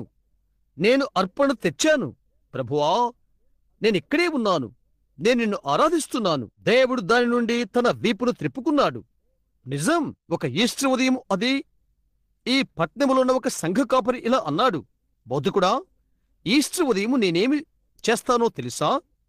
ఏం చేస్తావు అని అడిగాను. నా యొక్క సంఘ సభ్యులందరితో ఇలా చెప్తాను, క్రిస్మస్ ఆనంద శుభములు అని. ఎందుకని అని అడిగాను. తిరిగి మరో ఈస్టర్ వరకు నేను మరలా వారిని చూడను. ప్రతి ఒక్కరూ ఈస్టర్కి వస్తారు, అంతే. కొత్త టోపీలు కొనుక్కుంటారు, క్రొత్త బట్టలు కొంటారు. వాటి వల్ల క్రీస్తుకు సంబంధం ఏంటి? ఓ, మిలియన్ల డాలర్ల డబ్బు ఈ సంవత్సరం ఖర్చు పెట్టారు. రేపు ప్రొటెస్టెంట్ వారు అందమైన పెద్ద లిల్లీ పువ్వులు ప్రతి సభ్యుడు వచ్చి బలిపీఠము యొద్ద పెట్టి వెళ్తాడు. బలిపీఠం వద్దలుపెట్టు లిల్లీని దేవుడు లెక్క పెట్టాడు. నీవు బలిపీఠము యుద్ధకు రావలయునని ఆయన కోరుతున్నాడు. అది లిల్లీ కాదు, అది నీ యొక్క అర్పణ కాదు. బలిపీఠం వద్ద ఉండవలసింది నీవు. అదే వ్యత్యాసము. బలిపీఠం మీద ఉండటానికి దేవుడు కోరినది నిన్నే. కయీనుతో ఉన్న సాతాను యొక్క ఆ ఆరాటము నీవు గమనించాలని కోరుతున్నాను. గమనించు దానిని. ఇది మీలో కొందరికి, ప్రయాణమైపోతున్న వారికి, యాత్రికులకు నిజంగా ఆనందము కలుగు చేస్తున్నది. బహుశా చెప్పవచ్చు, మన మందిరంలో అది చేస్తాము, ఇది చేస్తాము, చేయాలని ఉంది. సంతృప్తి కలిగి ఉండండి. హల్లెలూయా. దేవుడు లేని పెద్ద ఆలయంలో ఉండుట కంటే వెనకాల సందులో చిన్న గదిలో దేవుడున్న దగ్గర నేను ఆరాధన చేస్తాను. అవునది నిజం, నిజం. అక్కడే అతడు పేదవాడు, గమనించు. ఆ తర్వాత కయ్యూను తన అర్పణ తెచ్చాడు, అక్కడ పెట్టాడు, గమనించు. అతడు సాతాను యొక్క దారిలో నుండి వచ్చినవాడు. ఎందుకనగా దేవుడు అది స్వీకరిస్తాడని అతడు అనుకున్నాడు. ఎందుకంటే అతడు చేసినది అందమైన ఫలము. అనేక మంది చెప్తూ ఉంటారు, నేను కొన్ని వ్యత్యాసకరమైన పద్ధతులకు సంబంధించిన వాడను అని. నేను రెడ్ క్రాస్ ఇచ్చుచున్నాను, ధర్మపీఠానికి ఇచ్చుచున్నాను, నేను సంఘాలకు నేను స్తోమత్తు ఇచ్చుచున్నాను. దాన్ని గురించి ఏంటి సహోదరుడు అబ్రహాం? అది మంచిదే. అయితే ఒక్కడు తిరిగి జన్మించితే గాని దేవుని రాజ్యములో మరో విధముగా ప్రవేశించలేడు. ఇది గమనించు.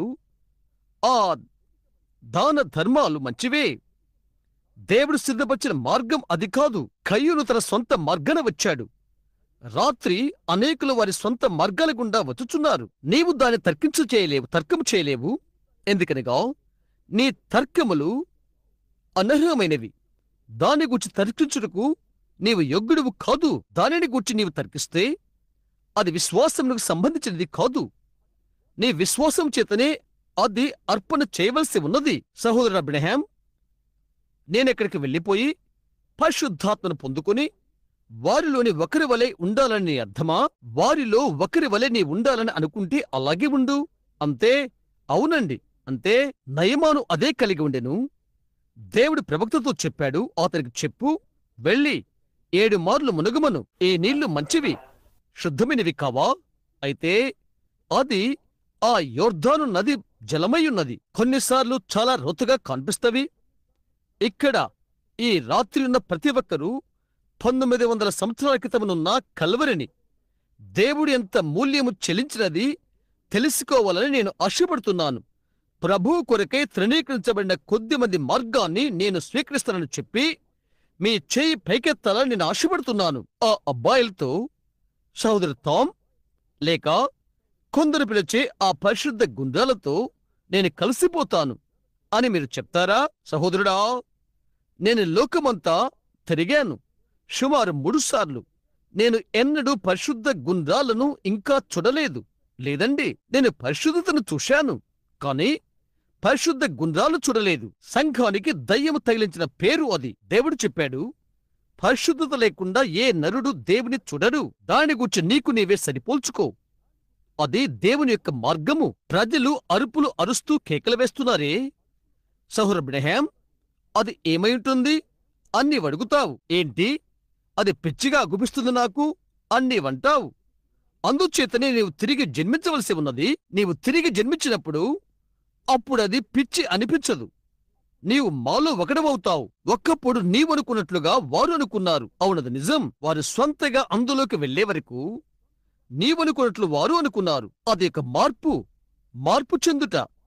కాన్వర్ట్ అనగా మార్పు చెందుట అని అర్థం.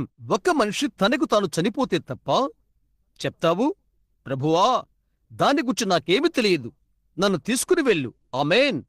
అప్పుడు దేవుడది చేస్తాడు. అవునా? కయ్యూను అన్నాడు, నేనిదంతా క్రింద పెట్టాను. దేవుడు దాన్ని తిరస్కరించాడు. అతడు దాన్ని అందంగా చేశాడు. బహుశా నీవనుకోవచ్చు, నేను సూర్యోదయ ఆరాధనకు వెళ్ళుచున్నాను, నాకు కొత్త టోపీ కావాలి. ఒక అమ్మాయి ఒక్కసారి నా కూటములో పాట పాడబోతున్నది. ఆమె అడిగినది, సహోదరు అబ్రహాం, ఆమె తల్లి తన బ్రతుకు తెరువు కొరకై కుండలు కడుగుతూ ఉండేది. ఆమె తన తల వెంట్రుకలకు కింగ్ పెట్టుకున్నది. అవి తెలుసా? ఏంటది? లేదా దాన్ని ఏమని పిలుస్తారు? ఆమె తలలో ఉండేది ఏంటి? అది తప్పని నాకు తెలుసు. ఆ పేరు ఎప్పుడూ నేను ఆలోచించలేదు. దాన్ని గూర్చి నాకు ఎక్కువగా తెలియదు టోనీ. పర్మనెంట్ అది. తల వెంట్రుకల్లో ఎప్పుడూ ఉండునది.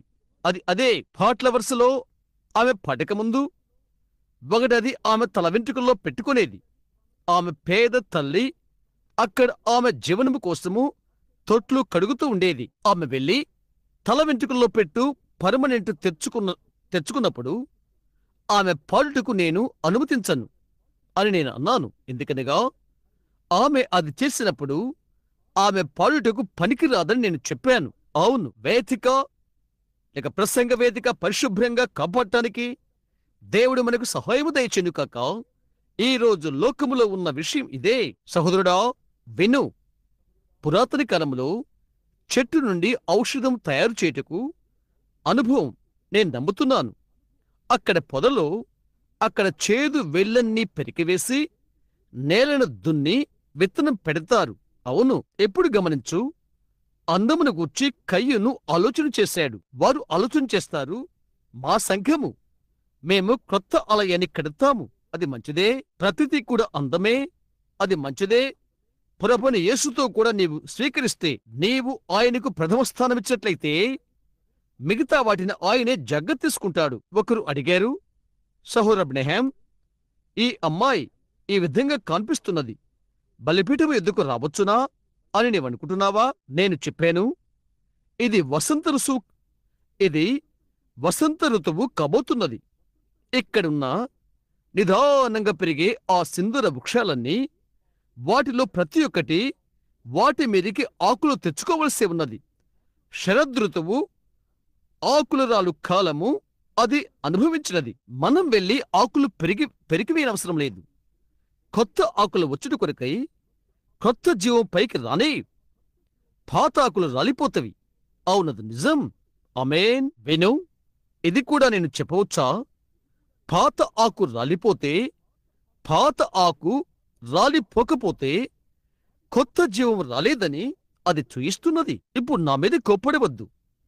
నేను యేసును గురించి మాట్లాడుతున్నాను. అవును, అదే మంచిది. మన పరలోకపు తండ్రికి ఎంతటి అమూల్యమైనదో అది గమనించు.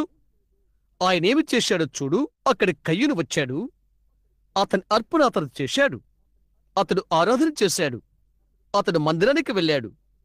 ప్రక్కవాడు ఎంతటి మంచివాడో అతడు అంతటి మంచివాడు. ఏశావు అంతే. ఏశావు తన గుణగణాలలో యాకోబు కంటే మంచివాడు. ఒక పెద్ద మనిషి కంటే పెద్ద మనిషి. అతడు తన తండ్రిని ప్రేమించాడు. అతని విషయాలు మంచిగానే చేశాడు. అయితే దేవుడు యాకోబును ఎన్నుకున్నాడు. ఇప్పుడు గమనించు. హెబేలు తన అర్పణ అర్పించుటకు వచ్చినప్పుడు, అది ఎంతో వ్యత్యాసకరంగా ఉన్నది. ఇక్కడ హెబేలు వచ్చాడు. అతడు పని చేయలేదు. పట్టణములో వెళ్ళుటకు పెద్ద సంఘము కొరకు అతడు ప్రయత్నము చేయలేదు. సహవాసము చేయుటకు అందమైన గుంపును కనుగొనటానికి అతడు ప్రయత్నము చేయలేదు. ఆమేన్. అతడికున్నదేదో అదే తీసుకుని వచ్చాడు, అంతే. అతడి గొర్రెల కాపరి కాబట్టి అతడు అక్కడికి చేరుకుని గొర్రె పిల్లను పట్టుకుని కట్టి, ఆ దినాలలో ఎలాంటి జనపనార లేదని నేను అనుకుంటున్నాను. కాబట్టి అతడు తప్పకుండా ద్రాక్ష తీగ తీసుకుని దాని మెడకు చుట్టి ఉంటాడు. అయితే దేని గురించి మాట్లాడుతున్నది? వారు ఆయన కలవరి యుద్ధకు నడిపించింది. ఆయన గొర్రెపిల్ల. ఆయన ఎందుకు పశుశాలలో జన్మించాలి అని అడిగారు. మంచిది. గొర్రె పిల్లలు ఇళ్లలో జన్మించవు కదా, అవి పశుల కొష్టాలలో జన్మిస్తవి. వారు ఒక గొర్రె వలె వధశాలకు వారు నడిపించారు. వారు ఆయన్ను నడిపించుకుని పోయారు. కలువరి వరకు ఆయన నడిపించారు. ఆయన దేవుని గొర్రెపిల్ల. ఆమేన్. భూమికి పునాదులు వేసినది మొదలు. నేనిది ఆలోచన చేస్తున్నప్పుడు అక్కడకు హెబెల్ యొక్క గొర్రెపిల్ల వచ్చినది. దేవుని గొర్రెపిల్ల వచ్చినది. నేను దాన్ని ఆలోచన చేస్తున్నప్పుడు నా గుండె తిరిగిపోతున్నది. నన్ను గురించి నేను ఆలోచన చేస్తున్నప్పుడు ఒక పేదవాడును, అయోగ్యుడును, భక్తి లేని పాపిని, దేవుడు లేకుండా చనిపోతున్నవాడును, లోకంలో క్రీస్తు లేనివాడను, నిరీక్ష లేనివాడను నేను. మనోహరుడైన ఒకడు యుక్తకాలమందు నా నిమిత్తం చనిపోయేను. ఎన్నిక లేనివానిగాను తృణీకరించబడినవానిగాను ఉండెను. ఆయన దృష్టిలో నేను అంగీకరించబడు కొరకై నా నిమిత్తం ఆయన అలాగు ఆయను. నేను దాన్ని దాటిపోలేకపోతున్నాను.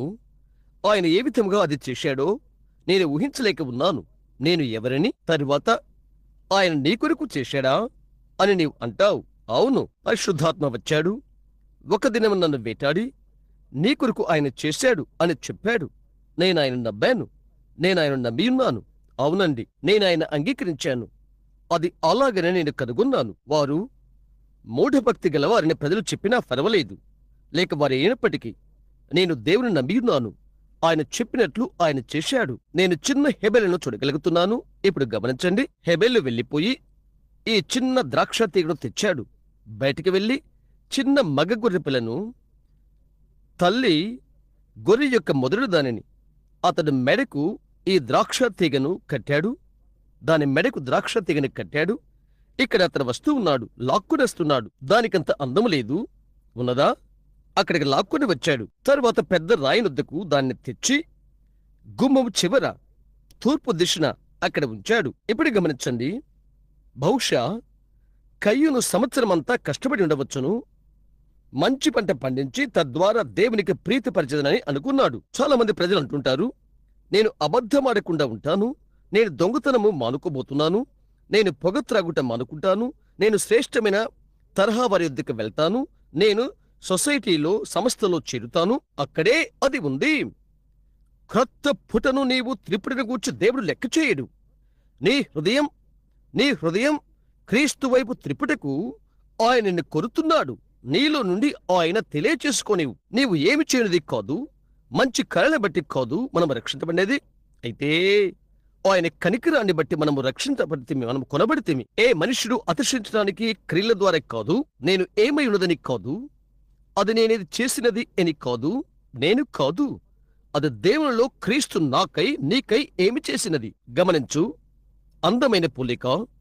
ఇక్కడ అతడు వచ్చుచున్నాడు, చిన్న గొర్రె పిల్లను లాక్కుంటూ ఈడ్చుకుంటూ తెస్తున్నాడు. నేను ఇలాగ ఊహిస్తున్నాను, ఆ చిన్నది పడిపోతున్నది. బహుశా ముందు ఏది సమీపిస్తున్నదో దానికి అది ఎరగదు. తన చిన్న కాళ్లను లేక పాదాలను లాక్కుంటూ సిలువ లాగుతున్న క్రీస్తు సంపూర్ణ పులిక. దేవుని గొర్రెపిల్ల బలహీనంగా పడిపోతూ యెరూషలేము గుండా వచ్చుచున్నది. ఇక్కడ ఆ చిన్నది అరుపులు అరుచుకుంటూ వచ్చుచున్నది. అతడు ఆ పెద్ద బండ యొద్దకు దాన్ని తెచ్చినప్పటికీ చిన్న పదును రాయి తీసుకున్నాడు. ఆ రోజుల్లో వారికి చిన్న కత్తులు లేవని అనుకుంటున్నాను. ఏ విధముగా దాన్ని పండబెట్టాడు. దాని తల వెనుక భాగాన్ని పట్టుకున్నాడు. ఈ విధంగా దాన్ని పైకెత్తాడు. దాని చిన్న గొంతును కోయటకు ఆరంభించాడు. దాని గొంతును రాయి కోసినది. ఆ బండ మీద రక్తము కార్చుతూ, అరుపులు అరచుచూ, రక్తము చిందించుకుంటూ గొర్రెపిల్ల చనిపోయినది. దాని ధమని శుద్ధ రక్త నాలికలు తెగిపోయినవి. రక్తమంతా చెమ్ముకున్నది.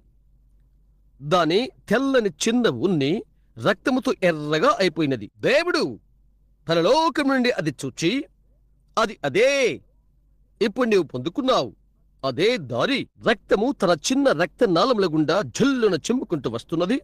అది ఏంటి? దేవుని కుమారుడు 1900 ఇంకా కొన్ని సంవత్సరాల క్రితము ఈ మధ్యాహ్న వేళ ఆయన చెరసాల నుండి నడిపించబడ్డాడు. ఆయన న్యాయపీఠం యుద్ధకు నడిపించబడ్డాడు. అక్కడి నుండి క్రొడా దెబ్బల షాలకు, అక్కడి నుండి గల్గోతాకు, అక్కడి నుండి కొండపైకి లగబడ్డాడు. కురేనైన సీమోను సిలువన మోయట్లో ఆయనకి సహాయం చేశాడు. అక్కడే ఆయన చనిపోయాడు. యుగ యుగములోని బండపైన ఆయన రక్తము ఆయన నుండి కొట్టుకొని వచ్చుచుండగా ఆయన శరీరము చీల్చబడినది. హల్లెలూయా! ఆ పెద్ద కేకల వేయు అపహాస్యపు ముఖ ఆయన ముఖంపై ఉమ్మివేశారు. ఆయన చెప్పాడు, నా రాజ్యము ఈ లోక సంబంధమైనదైతే నేను నా తండ్రిని వేడుకొందును. ఆయన నా కొరకై 2000 దూతలు పంపును. నా కొరకు వారు పోరాడుదురు. అయితే ఇది నా రాజ్యము కాదు. అయితే నీ రాజ్యం వచ్చును కాక, నీ చిత్తం నెరవేరును కాక. అది ఇక చాలా త్వరగా ఉంటున్నది. నీ రాజ్యం వచ్చును కాక, నీ చిత్తం నెరవేరును కాక. ఒక్కసారి బిల్లీ సండే చెప్పాడు, ప్రతి చెట్టు మీద ఒక దేవదూత కూర్చుని ఉన్నాడు. ఇంకా ఇలా అన్నాడు, ఆయన చేయిని అలా కొద్దిగా సులువు చేసి నీ వ్రేలిని చూయించితే అది మాత్రమే నీవు చేయవలసినది. మేము సమస్యను సఫలం చేస్తాం. అది సత్యమా? కైఫా చూచి అన్నాడు. అతడు ఇతరులను రక్షించెను, తనను తానే రక్షించుకోలేడు. ఆయన్ను గుర్చి చెప్పబడిన మహోన్నతమైన శ్లాఘనం అది. ఆయనే రక్షించుకుంటే ఆయన ఇతరులను రక్షించలేడు. కనుక ఇతరులను రక్షించుట కొరకు ఆయన ప్రాణమును పెట్టాడు. హల్లెలూయా, ఆమేన్. మనమందరము గొర్రెల వలె త్రోవ తప్పిపోతిమి. మనందరి దోషమును దేవుడు ఆయనపై మోపెను. ఆయన వతకు తేబడిన గొర్రె వంటి వాడాయను. బొచ్చు కత్తిరించు వారి ఎదుట నోరు తెరవని గొర్రె వంటి వాడాయను. ఆయన నోరు తెరవలేదు. ఆయనను మన అతిక్రమల నిమిత్తము గాయపరచబడెను, మన దోషముల నిమిత్తము మొత్తబడెను. మన సమాధాన శిక్ష ఆయన మీద పడెను. ఆయన పొందిన దెబ్బల చేత మనకు స్వస్థత కలుగుతున్నది. అనూహ్యమైన ఆ ప్రేమను నీవేలా తిరస్కరించగలవు? వణకకుంటూ కొండపైకి ఆయన వెళ్ళుచుండుట, ఆయన చుచుట, పేదవాడు, బలహీనుడు, చిన్నవాడు, భారము చేత వంగిపోయిన బలహీన దేహముతో ఆ దినాన అక్కడ కూర్చొని దాని యొక్క క్షణికము పట్టుకొనిన కవిని నేను ఆలోచన చేస్తున్నప్పుడు అతడు ఇలాగ వ్రాశాడు: మధ్యకు బద్దలవు బండలు, కారు చీకట్లు కమ్ము ఆకాశములు, నా రక్షకుడు తన తల వంచి మరణించను. తెరవబడిన తెర మార్గమును బయలుపరచెను. పరలోక ఆనందాన్ని, తరగని దినాన్ని. ఓ ఎటువంటి రక్షకుడో! ఓ ఆ కొలతలేని ప్రేమను నేను ఎలాగ తిరస్కరించను? నీ కొరకు, నా కొరకు అది చేసిన ఆయన్ను ఎలాగ తృణీకరించగలము? ఏ రాత్రి నా సహోదరుడా, నా సహోదరి, నీవు రావాలని నేను నమ్ముతున్నాను. అది దేవుడు సిద్ధపరిచిన మార్గము. అది నీ కొరకైన మార్గము. నీ కొరకై ఏదైనా చేసినది ఆయనే. నీ స్థానాన్ని స్వీకరించినది ఆయనే. తిరిగి లేచిన విమోచకునుగా ఏ రాత్రి తండ్రి కుడిపార్శ్వం నిలబడి ఉన్నది ఆయనే. చూశారా? ఈ భవనములో ప్రతి పాపి కొరకు మొర్రపెట్టు ఆయన ఎద్దుకు వచ్చుటకు బ్రతిమాలాడు. నీవు చేస్తావని నేను నమ్ముతున్నాను. నీవు ఈ ఈస్టర్ దాటకుండా ఉంటావని నేను నమ్ముతున్నాను. స్నేహితులారా, మనము రహదారి చివరన ఉన్నాము. అలాగు మనమున్నామని నా నిండు హృదయముతో నమ్ముతున్నాను. మనము రహదారి చివరన క్రింద ఉన్నాము. ప్రభువైన యేసు మిమ్ము దీవించును కాక. ఆయన యందు మిమ్మలను నూతన సృష్టిగా చేయును కాక. అది నా ప్రార్థన. ఆయన మిమ్ము నడిపించును కాక. బైబిల్ గ్రంథములో గుడ్డివాడైన ఒక పెద్దవాడు ఉన్నాడు. అతని యొక్క పేరు బర్తిమయి. ఆ పెద్దవాడిన బర్తిమయికి 2 చిన్న పావురపు పిల్లలున్నవి. చరిత్ర ద్వారా మనకది చెప్పబడినది. ఈ 2 చిన్న పావురపు పిల్లలు అక్కడ కూర్చొని ఒకటికొకటి మొగ్గలు వేస్తుండేవి. అతడు తన పాత్ర పట్టుకుని ఉండేవాడు. దానిని వచ్చే ప్రజలు ఈ చిన్న గువ్వలు మొగ్గలు వేయటం గమనించి గుడ్డి భిక్షకుడికి డబ్బు నాణేలు వేసినవారు. అతని వివాహమైన వాడు. చిన్న బాలిక అతనికి ఉన్నది. అతని బ్రతుకులో ఎన్నడూ ఆ చిన్న అమ్మాయిని చూడలేదు. ఆమె సుమారు 12-14 సంవత్సరాల వయస్కురాలు. ఆ వయస్సులోనే జీవితంలో మనం ప్రవేశించేది. ఒకరోజు రాత్రి అతని యొక్క చిన్న బాలిక జబ్బు పడిపోయినది. అతను ప్రభు దగ్గరికి వెళ్ళాడు. అతను అడిగాడు, నా యొక్క చిన్న బిడ్డను ప్రభువా, ఇప్పుడే నీవు స్వస్థపరిచినట్లయితే రేపు నా 2 పావురములను నీకు అర్పణ చేస్తాను. కనుక ప్రభువు అతని చిన్న బాలికను స్వస్థపరిచాడు. అతడు 2 పావురములను అర్పణ చేశాడు. మొదటి విషయమేంటో తెలుసా? అతని ప్రియమైన భార్య జబ్బు పడినది.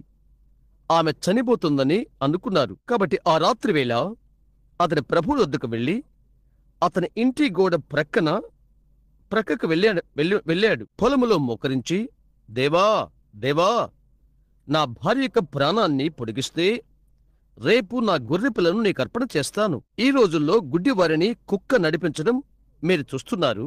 వారి నడిపించడానికి వారు కుక్కలను తర్బీతిస్తారు. వారి యొక్క దినాల్లో ప్రజలు నడిపించడానికి గొర్రెలకు తర్బీతిస్తారు. కనుక అతని చుట్టూ నడిపించేది గొర్రెపిల్ల. అతడు అడిగాడు, నీవు నా భార్యను స్వస్థపరిచినట్లయితే రేపు నా గొర్రె పిల్లను నీకు అర్పణ చేస్తాను.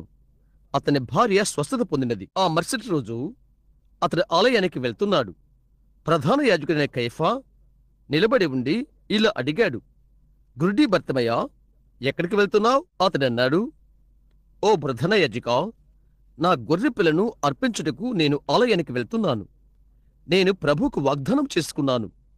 ఆయన నా భార్యను స్వస్థపరిచినట్లయితే నా గొర్రె పిల్లను నేను అర్పిస్తానని. అతడన్నాడు, నీవు ఆ గొర్రె పిల్లను ఇవ్వలేవు బర్తిమయ్య, ఎందుకనగా ఆ గొర్రె పిల్ల నీ కళ్ళు అన్నాడు. నేను నీకు కొంత డబ్బు ఇస్తాను. ఆలయంలో అమ్మేవారి యొద్దకు వెళ్ళి నీకొక గొర్రెపిల్లను కొను. బర్తిమయ్య అన్నాడు, ఓ ప్రధాన యాజకా, నేను గొర్రెపిల్లను ఇచ్చేదనని దేవునికి వాగ్దానము చేయలేదు.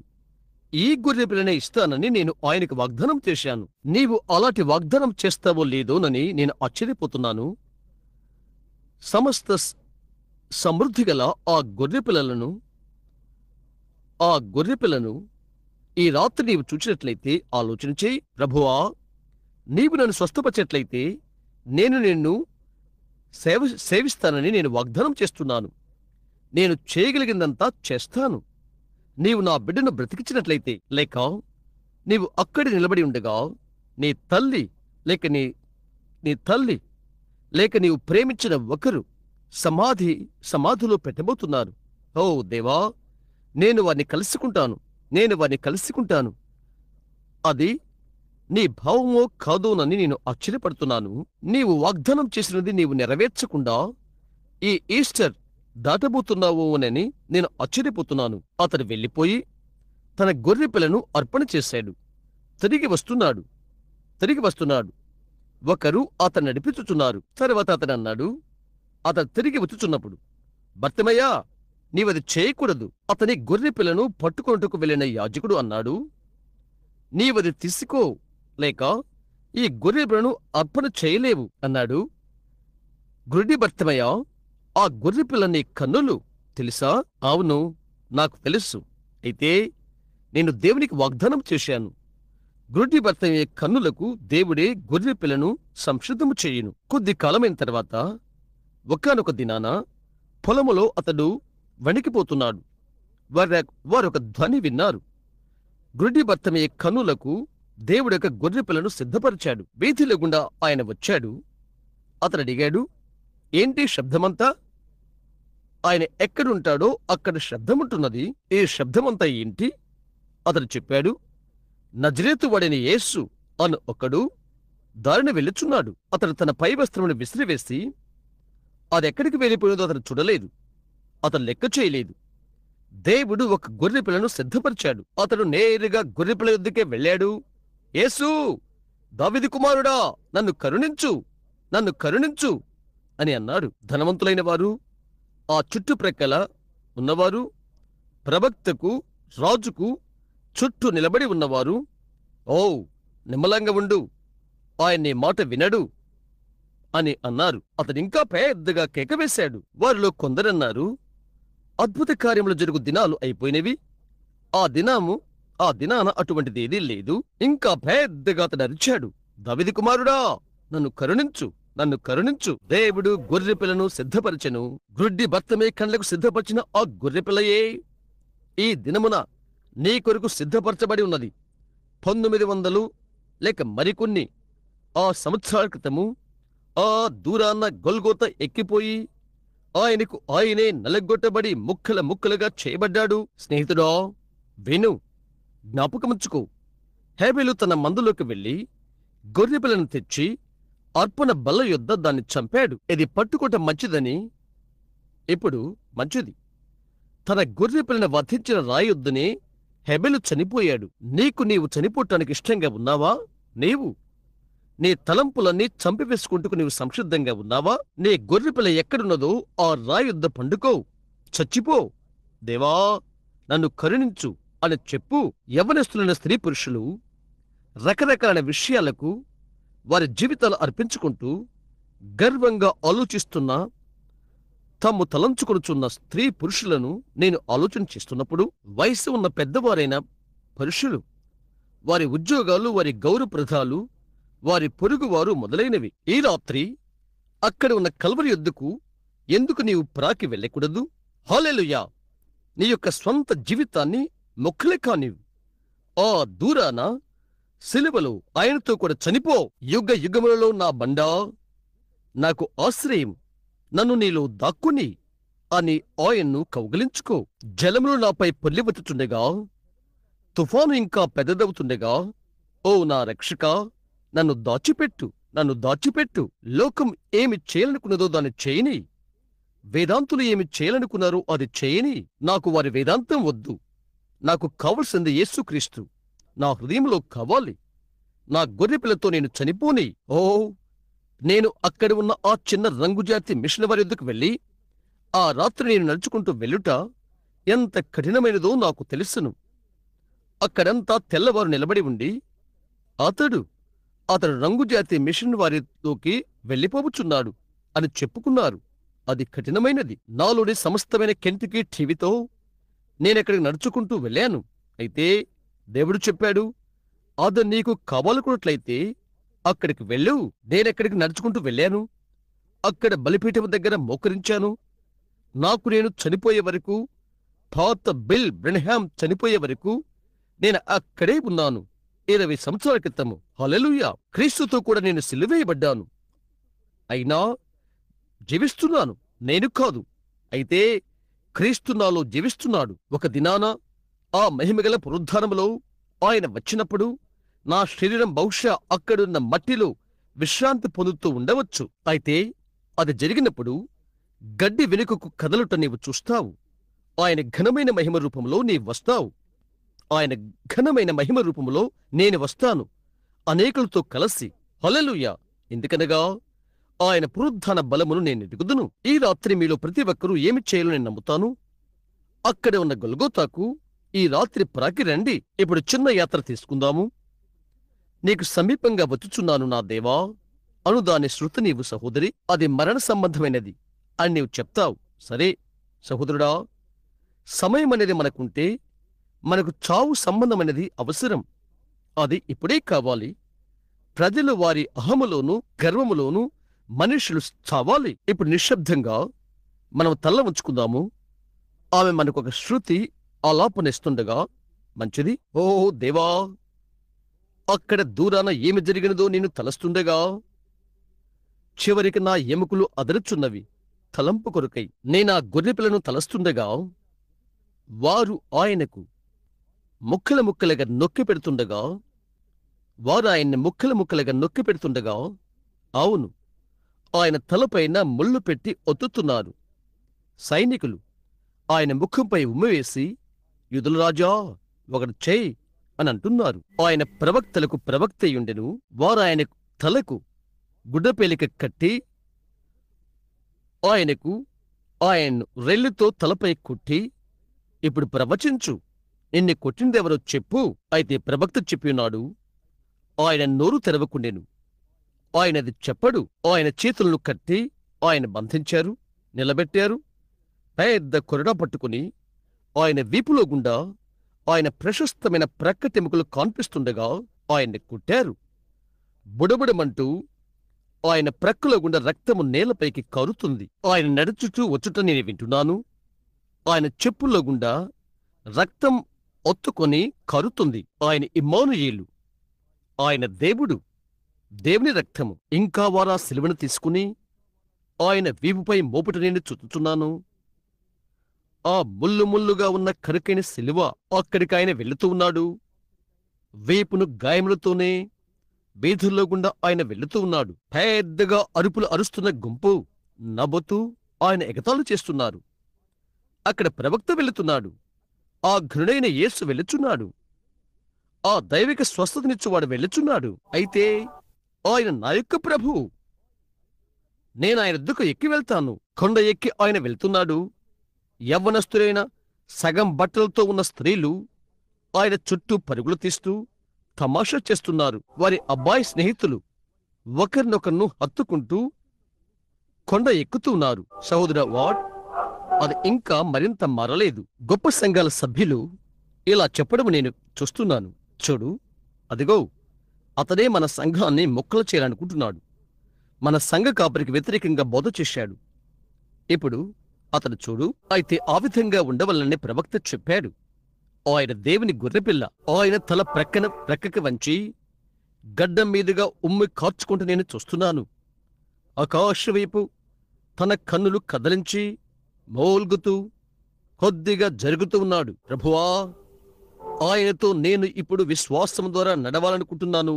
ఆయన వీపు తట్టి, ప్రభువా, నేనిక్కడ నిలబడతాను. ఏమి చేయాలో నాకు చెప్పు, నేను దాన్ని చేస్తాను. నేను నిన్ను శ్లాఘిస్తున్నాను ప్రభువా అని చెప్తాను. ఆ దూరాన కొండపైన ఆయన క్రిందకు దింపి ఆయన ప్రశస్తమైన వస్త్రాలు ప్రక్కకు లాగారు. ఆ చేతులు జ్వరాన్ని తాకినవి. ఆ చేతులు పేద విధవరాలి కుమారుడు అతని నొసలు ముట్టినవి. లేక అతని పెట్టియున్న సమాధి పెట్టిన ముట్టగా అతడు జీవం పొందుకున్నాడు. దౌర్కాకు ప్రాణం తిరిగి వచ్చుటకు పిలిచినది ఆయనే. యాయిరు కుమార్తెకు జీవమిచ్చినది ఆయనే. లాజరు బయటికి రమ్మని పిలిచినది ఆయనే. ఆ పెదవులు ఇప్పుడు రక్తము కరుతున్నవి, ఎండిపోతున్నవి, అరుపులు అరుచుచున్నవి. భయంకరమైన ఆ పెద్ద శిలలు ఆయన చేతుల్లోనూ పాదముల్లోనూ దిగగొట్టారు. వారు నా చేతులలోనూ పాదముల్లోనూ శిలలు కొట్టిరి. అది జరగక మునుపు 700 సంవత్సరాల క్రితం ప్రవక్త అది పలికియున్నాడు. ఏంటది? అది హెబెలు యొక్క గొర్రె పిల్ల. వారెక్కడ ఆయన బలవంతంగా క్రిందికి లాగుతున్నారు. శరీరము చీలిపోయినది. ఆయన బలహీనమైన శరీరము వణికిపోతుంది. నేను దప్పికొనుచున్నాను అని ఆయన అడిగాడు. వారు ఆయనకు చేదు చిరుకును ఇచ్చారు. వారు ఆయనపైకి ముఖమ్ముడిగా వచ్చారు. గోల చేశారు. ఆయన ఎగతాళి చేశారు. ఘనమైన అద్భుతములు చేయువాడా, అందును గుచ్చి ఒకటి చేయి ఇప్పుడు. అప్పుడు మేఘాలు చీకట్లు కమ్ముకున్నవి, మెరుపులు ఆరంభమైనవి. దేవుడు ఆయన ముఖమును దాల్చుకున్నాడు. ఆయన ఇక అక్కడ నిలబడలేకపోయాడు. ఓ దేవా, పాపమెంతటి క్రూరమైనదో, ఎంతటి క్రూరమైనదో, ఎంతటి క్రూరమైనదో! ప్రశస్తమైన వాడు అది చేయటానికి కారణమైనది. చివరకు దేవుడే తన ముఖమును దాచుకున్నంత మూల్యము చెల్లించవలసి వచ్చెను. దేవదూతలు తమ ముఖములు కప్పుకున్నారు, ప్రక్కకు మళ్ళారు, ఆయన కొరకు ఏడ్చారు. చంద్రుడు నక్షత్రాలిక ముందుకు కదలలేకపోయారు. అవి ఇక కాంతినివ్వలేకపోయినవి. సాక్షాత్తు వాటిని సృజించిన దేవుడు సిలువలో చనిపోవుచుండెను. ఆయన తన తలను వాల్చెను. ఆయనది చేయకముందు ఆయన వస్త్రము కొరకు చీట్లు వేయి వారిని ఆయన క్రిందకి చూశాడు. ప్రవక్త చెప్పినది నెరవేర్చి చూశాడు. ఆయన అన్నాడు, తండ్రి, వీరేమి చేయుచున్నారో వీరిరుగురు కనుక వీరిని క్షమించు. అదాంతా ప్రేమే. ఆదాము గొర్రెపిల్ల, దేవుడు సిద్ధపరిచిన గొర్రెపిల్ల, జగదుత్పత్తి మొదలుకొని వధింపబడిన దేవుని సిద్ధపరిచిన గొర్రెపిల్ల. అక్కడ ఆయన చనిపోయాడు, నిరాధారుడుగా, చెట్టు చివరకు దేవుడే మర్చిపోయిన వానిగా. తరువాత ఆయన తండ్రి ఆయన్ని మర్చిపోయాడు. రక్తము కారుతూ ఉంది. ఆయనను ఆ చుట్టూ మనం వెళ్దాం. నవ్వుతున్నారు తీక్షణంగా. ఏమి జరుగుతున్నట్లుగా తీక్షణంగా ఉన్నారు. ఓ దేవా, అదే రక్తము ఎంతో కాలము క్రితము ఆసుపత్రిలో ఉండగా వైద్యుడు అతడు చనిపోతున్నాడు, అతడు చనిపోబోతున్నాడు అని చెప్పాడు. నన్ను స్వస్థపరిచినది ఆ రక్తమే. ఒక చిన్న పాపైన బాలుడుగా ఇక్కడ పరుగులు తీస్తూ ఉన్నప్పుడు నా యొక్క పాపములు క్షమించినది ఆ రక్తమే. నేను నివాసముంటున్న చెడు నుండి నన్ను బయటికి తీసి నీ కుమారుడుగా చేసినది ఆ యొక్క రక్తమే. ఓ మరణమవుతున్న గొర్రెపిల్ల, నీ ప్రశస్త రక్తమే. ప్రభువా, సిలువకు దగ్గరగా నన్ను ఉంచుము. అదే నా యొక్క దర్శనం. దూరానమున్నది అదే ప్రేమ. దేవుని యొక్క గుండె అంత కదిలిపోతుంది అక్కడే. ఆయన ద్వారా వచ్చు సమస్తమును తృణీకరించబడదు. వారందరూ నిత్యజీవం పొందుకుంటారు.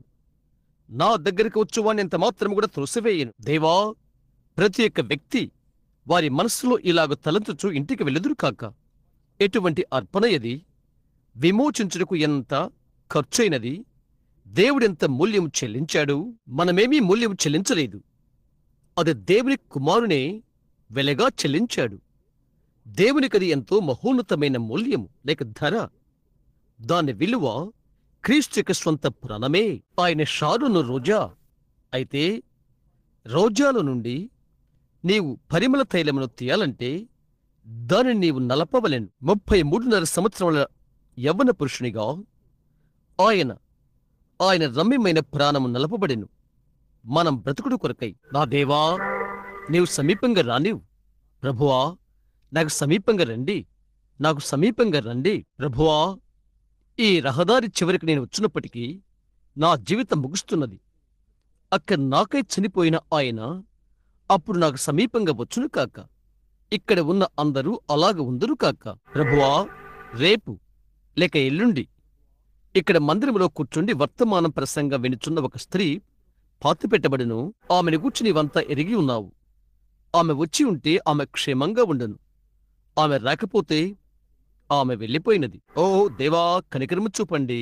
ఏ రాత్రి ప్రతి స్త్రీ, ప్రతి పురుషుడు భవనం విడిచి వారి గృహాలకు వెళ్తుండగా నా హస్తాలలో ఏమీ లేదు, నీ సిలువుపైనే ఆనుకున్నాను అని భారముగా తలంచుకుంటూ వెళ్ళెదురు కాక.